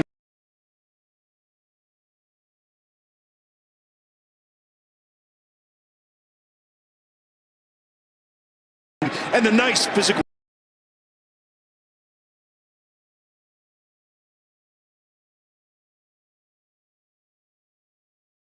that one. Mr. Everything makes that recovery, and this is a little unusual. You can see Max Duggan, he comes out, looks like this is just a regular speed option, and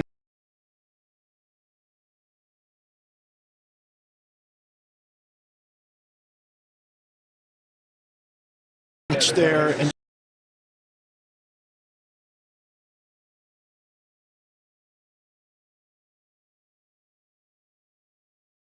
just kind of loses his grip on it. It's almost as if he didn't see Phillips on that play. Here's Duggan, pops it outside, and turns something into nothing. Good play by the quarterback there.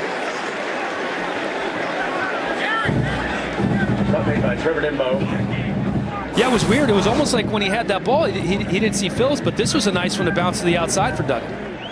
And you can see that speed on display right there. 2 defenders had a chance to bring him down, but Max Duggan just too quick, turned on those jets, accelerated, was able to get to the outside. And here we see Kendre Miller, who had the touchdown earlier in the game, in for Zach Evans, giving him a little bit of a rest. Going to be short, 4th and 1. They're going for it. SMU wants to think about it. They're going to call timeout. Yeah, Duggan wasn't happy. He thought they got the play off in time.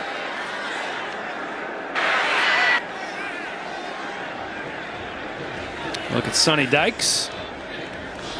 He said this game if they could pull out a win, would go a long way towards helping them take that next step as a program. They've been recruiting better since he arrived on campus, now in his 4th season. Prior to Dykes coming to SMU, they won 15 games in 4 seasons. Now they're 20-6 since the start of 2019.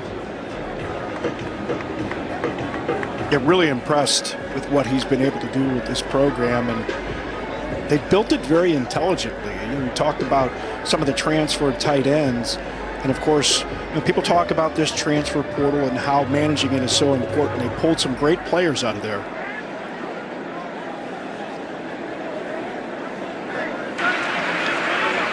During the dead ball period, they're offsetting unnecessary roughness fouls by both teams. Personal foul, unnecessary roughness. Defense number 55. Personal foul, unnecessary roughness. Offense number 96. Those penalties will offset. It is 4th down. Timeout, SMU. That's well, Gary I'm not so sure it was on offense number 96. Yeah, I don't know that exists, but we'll 5-24, SMU on top of TCU, and it has been a rough start to the second half for Max Duggan. Fumbles inside the 5. That sets up a Mustangs touchdown, and then running the option here. Fumbles again. Luckily, Evans recovers for TCU, but they're looking at a 4th and 1 situation here.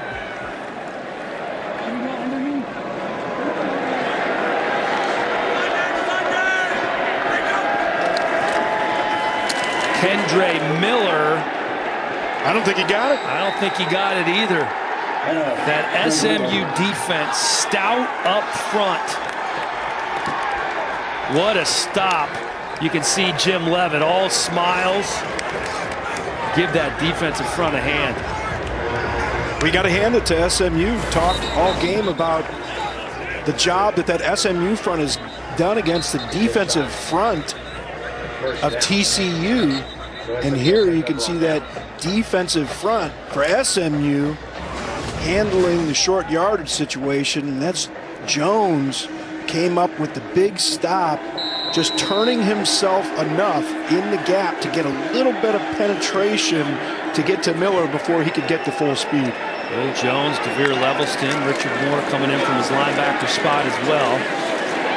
And here's Bentley trying to bounce it. And off goes to Bentley. To the outside. D. Winters fighting off the blockers to make the tackle. Well, I think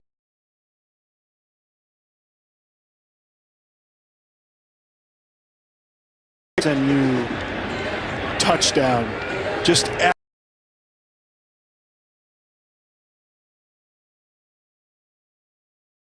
the goal line. They got to get off the field and give this offense a chance to get this thing a little closer. Here's Bentley again. And once again, the Mustangs in plus territory after that run. Crossing midfield. Comes out at the TCU 43. First down. Bentley, first team all-conference as a freshman. And well over 100 yards, 19 carries, 138 to go along with the touchdown. Flag on the play. Whistles blowing everywhere. First down. False start on left tackle Jalen Thomas. That's going to set up 1st and 15. You know, it's interesting. One of the things that Sonny Dykes told us, he said we've relied too much on big plays, and their game plan must have been, let's establish the run more, let's eat up some clock, and they've done a nice job of that today. There's some tough running by Siggers. Wyatt Harris on the stop, and that's now 9 carries for 77 yards for Trey Siggers. Great.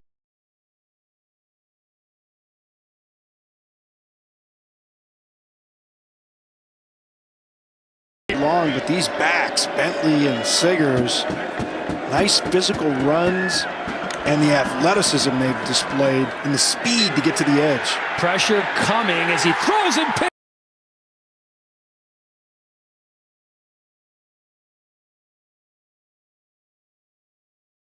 Down to the 15-yard line before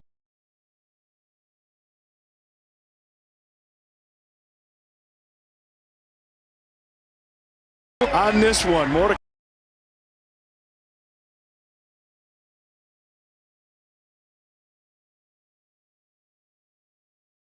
And that's going to be O'Shawn Mathis. It's going to get there just as Mordecai is releasing that ball, so he can't get everything he wants on it. And that's his third interception of the day. That pressure from Mathis forced him to throw before he wanted to. Wyatt Harris there to make the interception. And now the Horned Frogs find themselves in the red zone down by 11. Well, this is just the kind of spark you need from the unit that has struggled all day to turn this thing around. Duggan to the air, trying to find Johnston. Had those wide splits, trying to spread them out. Flag down. Eligible player downfield, offense number 55. 5-yard penalty, second down. Correction, first down. You get these run-pass option plays sometimes, and the quarterback is carrying out the fake, and the linemen sometimes don't know whether it's actually run or pass. So they're still blocking run, and they get a little bit far downfield. And you could see Eze on that one just chase somebody down. You have to understand on a pass play, you just can't do that. You can't get downfield like that. Ball on the 16-yard line, second down for Duggan. They're going to keep it on the ground here with Evans. Evan picks up 3. Jimmy Phillips on the stop for the SMU defense.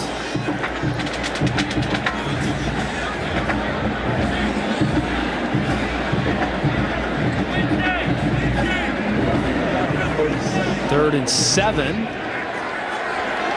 Coming up, Evans staying in the game for TCU. Tight end so crucial down here in the red zone. See if you get a shot to where he's lined up on the left side of the formation here. And you've got all of the coverage and safeties and linebackers up near the line of scrimmage. TCU takes their first charge time out of the half. That play clock was going to 0. They had to take that. That is one thing that Gary Patterson said that he wanted to work on, was making sure these guys were coached up from start to finish, which they always are. He's one of the more competitive coaches you've encountered, said Jerry Gill. He said he's the absolute worst possible person you could go against in practice. It's miserable. He's blitzing on the first day of camp. Well, it prepares you, though, and everything else seems a little bit easier. You have to face one of his defenses. He does a nice job with his calls, and he thinks it helps the offense to have a defensive-minded coach so they can watch for their own tendencies and really have that attention to detail to make minor changes. 3rd and 7. Duggan goes to the air, and he overshoots Davis. We see it once again from Max Duggan. Just seems a little bit off.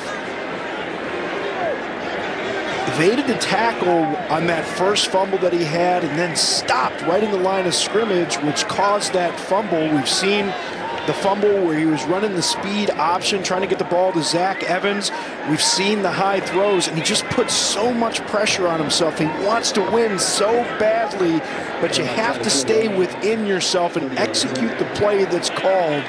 And I think that's why you see that pressing from Max Duggan with a number of overthrows. 30-yarder for Kell. And the Horned Frogs able to get 3 points off of the interception. Got to take advantage when you get the ball in the red zone. We talked about Gary Patterson, 21st season at TCU, the second longest tenured coach, most wins to the head coach in Texas since 2001, 11 top 25 finishes since 08, tied for 3rd best. He has had tremendous success building this program, and Zach Evans, who originally committed to Georgia, decided that he wanted to go to TCU, due in part to the stability, due in part that he knew Gary Patterson was going to be there after 21 seasons, and due in part to the success that the Horned Frogs have had. And always nice to follow in the footsteps of somebody like Hall of Famer LaDainian Tomlinson as well. Yeah, he's just done a tremendous job with the program, and I think if you ask him, you know, more importantly, it's about developing young players and student athletes, and he brings a lot of them back to be coaches, 7 of them, 7 former players on this staff. And talk about his performance. Well, they have University of Texas next week, and in the 9 meetings since TCU has been in the Big 12, and of course we know Texas isn't going to be in the Big 12 for very much longer, but in those 9 matchups, Gary Patterson 7-2 against Texas. Pretty impressive, and he's obviously known for his defense. He's had the #1 defense in the Big 12 5 times since TCU joined the conference in 2012. They need a couple of stops here with 22 seconds to go here in the 3rd quarter. Here's Rice with room. But Kendrick Van Zant forces Rice out of bounds. Rice, of course, with that touchdown catch earlier. That was his 3rd catch of the game. And we saw Hodges Tomlinson make a play on one of those bubbles earlier, just couldn't fight off the block in time on that one. And that'll do it in the 3rd quarter. It's an 8-point ball game. SMU clinging to the lead, and there's nobody around Fort Worth at the Stockyards because everybody's at the stadium.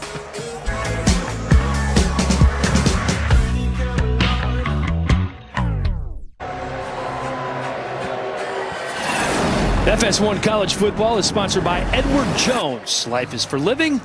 Let's partner for all of it. TCU and SMU have been, I don't know if I'd call partners, but foes for 100 years of the battle for the iron skillet. Bentley doing his part to make sure that they keep the skillet on the SMU campus. You see a little bit of a hitch in the giddy up. Ulysses Bentley, his nickname is Dew. We can talk about that shortly, but you can see even here at the start of the 4th quarter, nice physical run. It's such a luxury having 2 backs, with Siggers now coming in and carrying load. And I'll throw to Siggers. Siggers over 80 yards in the game, while Bentley has 153. 2nd and 6 coming up for this SMU offense. Siggers remains in the ballgame. 7.4 yards a clip. Not too shabby, my friend. Keeping it on the ground again with Siggers, and why not? It's another 1st down for SMU. Defensive coaches will always tell you that it's just demoralizing when you can't stop the run. And that's what you've seen. You are seeing this TCU front get absolutely handled. They're getting pushed around up front, and sometimes the effort just hasn't been there from the 2nd and 3rd level of the defense to come up and make the hit. Here's Levine, tough running inside the 30. And at this point, it doesn't matter who they give the ball to. Nearly every run is a chunk play for the Mustangs. Levine, the junior from Cedar Park, Texas. Let's give it to him again. Not this time. I think O'Shawn Mathis heard what I said. He said, listen, Helly, everything's not a chunk play here. Yeah, that's what they need, and you thought with the big play by Mathis and then the interception by Harris that maybe the level of intensity would rise on that side of the ball, but it just hasn't been there. SMU now with 494 yards of total offense on his TCU D.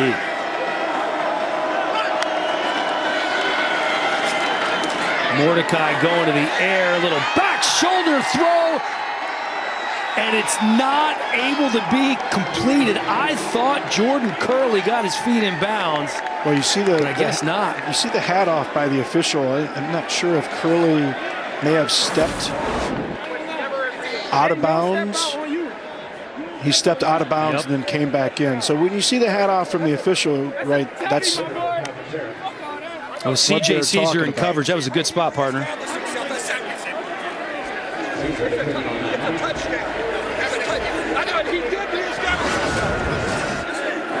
This is, you can hear Sonny Dykes arguing here, and the point that he's making is that the defender forced the receiver out of bounds and that he reestablished himself in bounds before he went to catch the ball.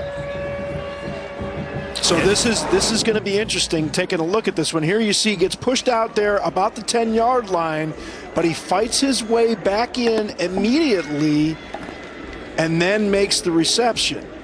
Now, normally you'd see a flag from the official just for it being an illegal touch and not just calling it an incomplete pass. So Mike Pereira, you may need to go to Mike on this one. Yeah, I'd say so. But you can see that he does reestablish himself in bounds, and it was just unusual, I think, the sequencing of that by the officiating crew, because they didn't throw a penalty and say illegal touch. They just said no catch and seemed to be indicating that he was out of bounds, but he wasn't. He clearly wasn't out of bounds when he caught the ball. Mike Pereira with us now. Mike, can you walk us through what you saw in this play? Well, the first thing I see is that the official had his hat off, so that means that the receiver was out of bounds. Now the question becomes, did he go out of bounds on his own, or did the official rule that the defender pushed him out of bounds? If he did rule that the defender pushed him out of bounds, then he can come back in, reestablish, just 1 foot reestablishes you in college, and then you are eligible to make the catch. So clearly we see he reestablishes. So now to me, it's just a question of whether he controls the ball in the end zone and completes the process of the catch. But obviously a few things for them to look at, but we'll see what they come out with. After further review, the receiver did reestablish himself back in bounds, caught the ball for a touchdown. Wow. Jordan Curley, tremendous individual effort, right call, Mike? Absolutely the right call, because there was contact, and usually if there is contact by the defender, then you basically rule him being forced out of bounds, and then he did reestablish. As I said, he just has to reestablish with 1 foot. So to me, that was the right call. Hey, Mike, what was unusual to me was that the official ruled it an incomplete pass. He threw his hat off, but he didn't throw a penalty for an illegal touch. What did that seem to be odd sequencing there? No, because what he actually ruled was that he went out of bounds and then did not reestablish, which just then turns it into an incomplete pass. Gotcha. So that's why he wouldn't have thrown the flag. But clearly in replay, they saw that he did reestablish, as you can see there. And so therefore, that makes it a legal catch. But he obviously ruled that he hadn't reestablished, and that's why he didn't throw. Jordan Curley, the transfer from Arizona State, with the non-touchdown turned touchdown, did a heck of a job holding onto the ball in the end zone after he was shoved out of bounds. And SMU up 42-27 with just over 12 minutes to go here in the game. The battle for the iron skillet as we look at Tanner Mordecai. 4 more touchdown passes in the game, so 20 on the season for Mordecai. He does have those 3 interceptions. Again, just 2 on the season coming into this game, 3 today, but he does continue to find the end zone 4 more times. And Max Duggan needs to do a whole lot of that in the 4th quarter as the Horned Frogs find themselves chasing. Well, the problem is, even if Max Duggan can get this offense going, it doesn't even look like TCU can stop this Mustang offense. Duggan with time. And that was a monster hit by Jimmy Phillips. You think they're feeling it on the defensive side of the ball for SMU? Absolutely. You can see Jimmy Phillips just waiting and waiting and waiting for the receiver to come across on this one. Staying home, but understanding the structure of the offense and to expect that late crosser. He was just sitting there waiting for it for Brown and made that big hit. Mike Williams is the one who applied the pressure on Duggan. And another big stop by that SMU defense, level step all over Evans.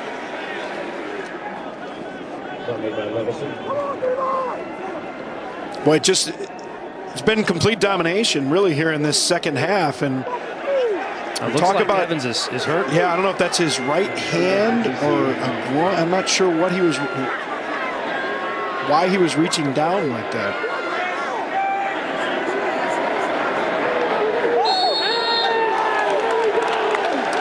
That's going to be Johnston with a false start on the outside. 5-yard penalty. 3rd down. Just got a little bit anxious in his stance on the outside. And we're talking about a way that a defense can just get demoralized when you're not able to stop the run. Well, that can be infectious for the entire team. And this team looks like its energy is just gone and its focus is gone. And that's what you saw right there from Quentin Johnston. Johnston, the best receiver on this team, does not have a catch today. Perhaps he could be the injection of something positive, but not on this play. Bryce McMorris in coverage, looking for Quincy Brown. You look at the body language of this team. You see the players heads down, demoralized, thinking that this game is over. You see one player there clapping on the sideline, but you got to have those guys on the field believe. And that's one of the things that Jerry Kill, one of the things that he said about Coach Gary Patterson is that he always makes you think that you can win. But this looks like a team that's already resigned to the fact that they've lost this game because of the nature of the position. Siggers again protecting that ball. 3rd and short going to be coming up. Big 3rd down here for this TCU team, not just this defense, this team. They're going to fight their way back into this one. They need a big play here on 3rd down to get the ball back to their offense.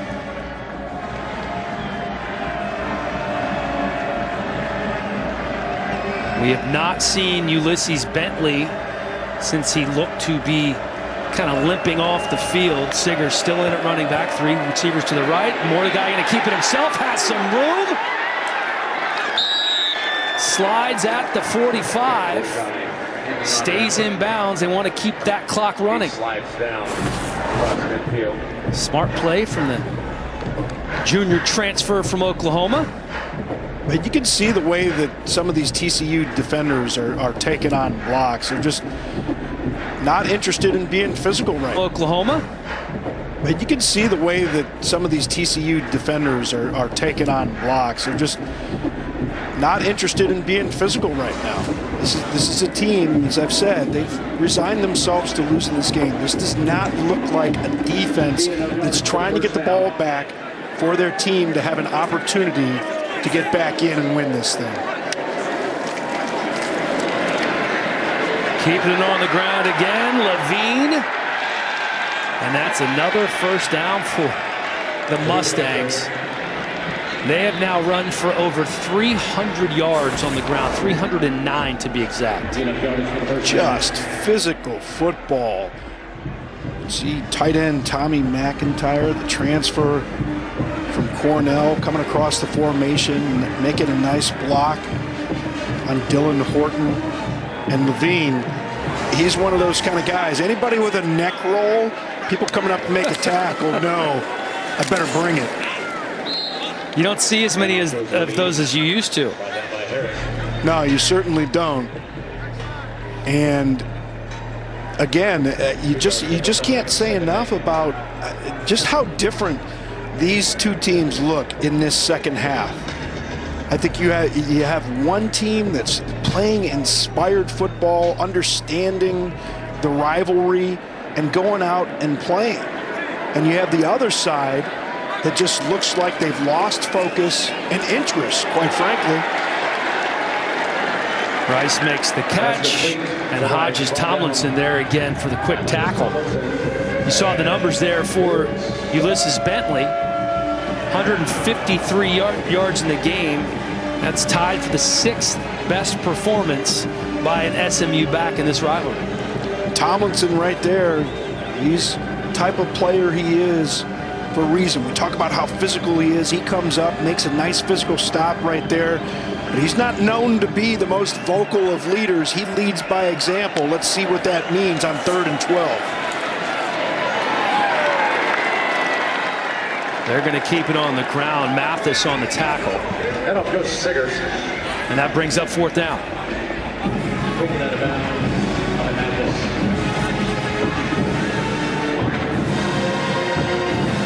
Just over 6.5 minutes to go. And they're keeping the offense out there on the field. Just trying to milk the clock, run it down as much as they can. 4th and 13. Maybe go quick kick here. You would think you're not going to give them that kind of field position. Oh, they just got a penalty. It looks like they got a false start on the False start. right tackle. Offense, number 52. 5-yard penalty. 4th down. That's Marcus Bryant. Well, I didn't see how you could do it at 4th and 13. You certainly can't do it at 4th and 18. Got to punt this ball away. TCU's going to have their chance. Stranger things have happened. I mean, we saw it with SMU in the win over Louisiana Tech a week ago. You just got to try and find a way, being down 15, to get a couple of scores. Matt Frangi on to punt. And if TCU is going to find the end zone, they're going to have their work cut out for them. 90-plus yards to pay dirt. When you're driving a Lincoln, stress seems to evaporate into thin air, which leaves us to wonder, where does it go? Does it get tangled up in knots? Or fall victim to gravity? Or maybe it winds up somewhere over the Bermuda Triangle. Perhaps you'll come up with your own theory of where the stress goes. Behind the wheel of a Lincoln is a mighty fine place to start. One crispy Kentucky Fried Chicken sandwich for you. And a delicious crispy spicy one for whoever needs a little kick in the keister. Get the Kentucky Fried Chicken sandwich in classic or spicy for just $3.99. It's finger-licking good.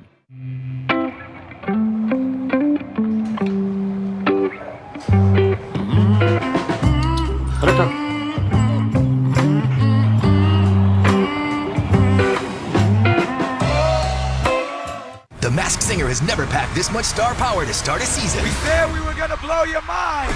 And 5 new costumes even bigger and wilder. Tonight is gonna be a dog fight. Whoa, look out! The Masked Singer, all new Wednesday on Fox. War Machines. Play online with your friends. Destroy your enemies. Experience massive battles. Available on the App Store and on Google Play.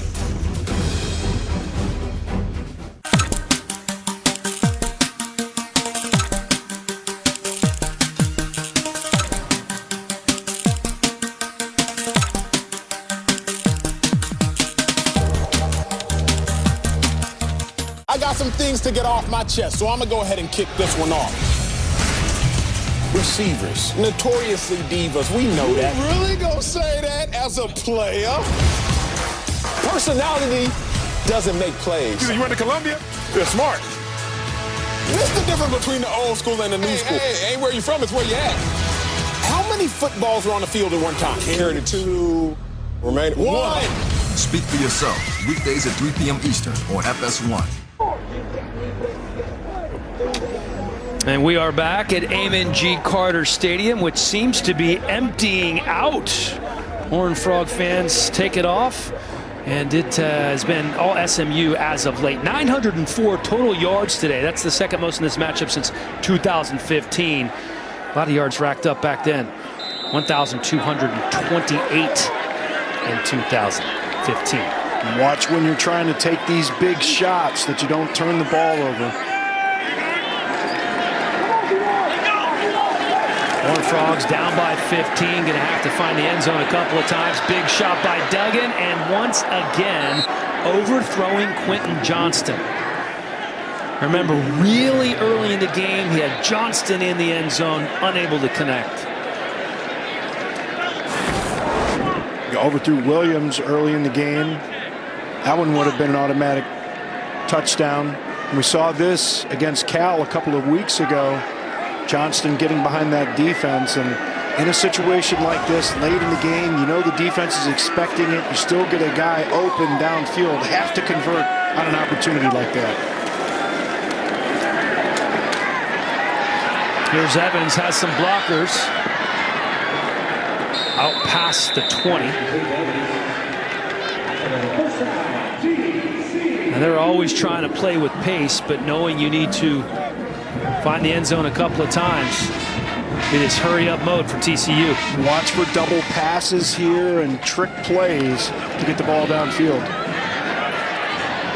Again, attacking downfield is Duggan, and again, he overthrows his intended receiver, Savion Williams. Boy, and you can see it right there. He's shaking his head. He can barely believe it. I mean, there are two opportunities on this drive where you had a TCU receiver open behind the entire SMU defense, and he overthrew it. Again, 100% of passes that are overthrown aren't caught. That's why they say when you do have somebody open in a situation like that, you underthrow it a little bit. If you're going to err on that side, at least gives them an opportunity to come back to get it. That time pass is complete to Tay Barber. Able to make the catch. Clock still running here, just over 5 minutes to go. They're not going to stop. They don't stop the clock going out of bounds at this point in the game yet. Here we go. Another one to Barber.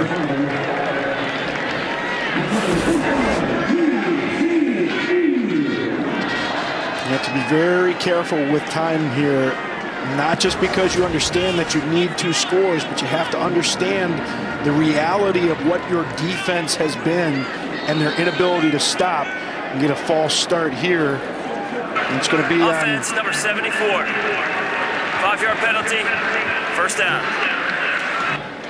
Boy, just disbelief from Coach Gary Patterson right there. You can just see his head down. That might be the third false start penalty on Coker.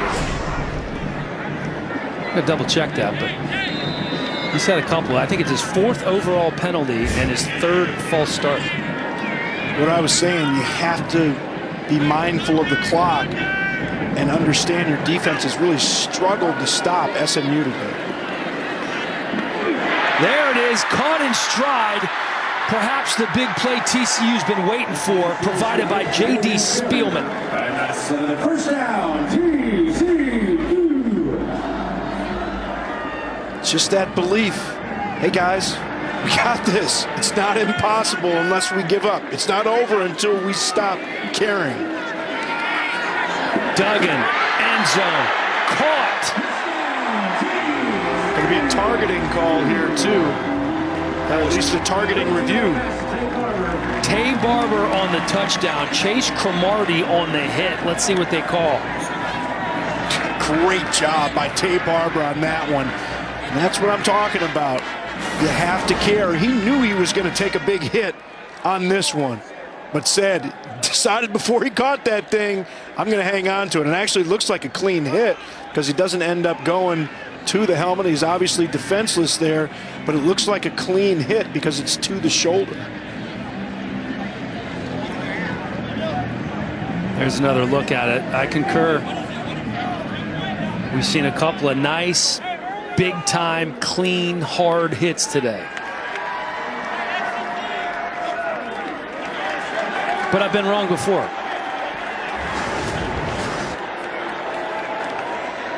Heck, I've been wrong 10 times during this broadcast. Nice job by Barber there, hanging on to that ball. But I don't think Cromartie has to worry about being out for the rest of the game or the first half of the next one. I know there's been a lot of talk about targeting and the ejection aspects of it. Been some controversy. And you wonder when they'll take a look at that. If you have two levels of it like you have in the NBA with flagrant 1 and flagrant 2, if you have something that's an ejection versus something that's going to be a penalty, and of course it doesn't have to be called on the field, it can be called from upstairs. They can go to the review process, but here, even though he's defenseless, doesn't look like a hit to the head or neck area, just looks like a clean hit with the shoulder, the textbook kind of hit that they were hoping for when they made this rule change. What would you like to see happen? I would like to see ejection eliminated. The touchdown is confirmed. However, there is no foul for targeting on the play. Good call. Good call right there. What about you? I mean, there seems to be too many subjective elements, and what I've seen, even in defining what the crown is, and I know that there's a definition that says anything over the face mask is the crown. I've seen the rule applied inconsistently on the use of the crown at any point. So a player doesn't have to be defenseless, but just some controversy about what actually defines what a crown hit is, because I've seen players ejected for the targeting. The Horned Frogs fought their way back, and they have brought this one a little bit closer here at the end in the fight for the Iron Skillet. Skillet battles 2017, 56-36. TCU pulls it out. Then in 2018, the Horned Frogs getting it done again. And then the script is flipped. 2019, SMU wins for the first time in 8 years, and the Skillet resides in Dallas to this day. No game last year because of COVID, and SMU now trying to win back-to-back games in this rivalry for the first time since early 90s. It's going to be interesting to see if the returner on this play has that whole forearm down, if they'll take a look at that, because if that forearm's down, he's going to be down inside the 5-yard line. So they may want to take a look at that, because as he went down, after he caught that ball, it looked like he was slipping. He might have gotten that forearm all the way down to the ground. We had that call earlier in the game that Mike Pereira mentioned. See if they take a look at that. Right now the ball's sitting on the 12-yard line, but that's a big difference if they were to move it back. They get the snap off, so I'm not going to be able to look at it. Siggers might have gained a yard. Watch what happens on this return here. Watch him slip down. Oh, no, he didn't. You see, just that wrist touches. Yep. He did a nice job. He knew the rule. He heard Mike talking about that rule. If the whole forearm's down, then the player is considered down. Otherwise, that was Rasheed Rice. Live. Siggers keeping on the ground again. Has a hole out. Oh! Still on his feet past the 20, spinning his way to the 25 before taken down by Travius Hodges-Tomlinson. Gut check time for the TCU defense. You have got to be able to stop the run here. You can't have guys chasing things down from behind. You can't have guys getting in the wrong gap. You have to have guys filling where they're supposed to fill. I know they know where they're supposed to be, but there's a difference between knowing what you need to do and being able to muster the level of intensity that's desired on the defensive ball to get there and do it. That last carry put Siggers over 100 yards, so they now have Bentley and Siggers going over the 100-yard mark in this game. So TCU 2 timeouts left. Well, they're going to burn one here. Decide to use one here. Look at the numbers for Siggers.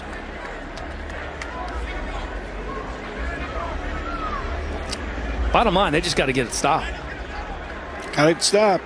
I mean, you basically have to do it because you've got the 1 timeout left. If they get a first down here, that's basically it. You know, we mentioned it earlier in the ball game. Corey Bethley, their starting nose tackle, their most experienced member of this defense, out. Kyrie Coleman, talented defensive end, out. What's happened? 325 yards on the ground for SMU, and they've just been able to eat up clock here in the second half.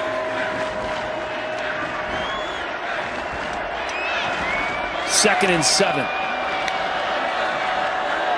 Mustangs keeping it on the ground again with Levine plowing his head forward.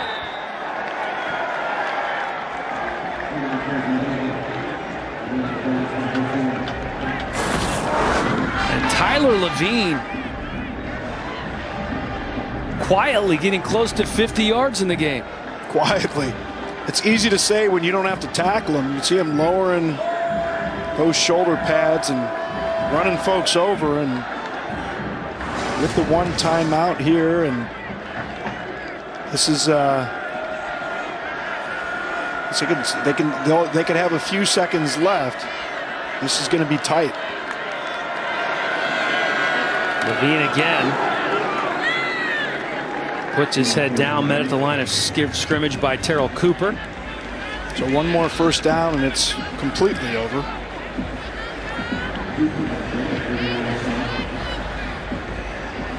SMU has 15 rushing plays of 10 yards or more on the day. And they now have 340 yards on the ground as the clock continues to wind down.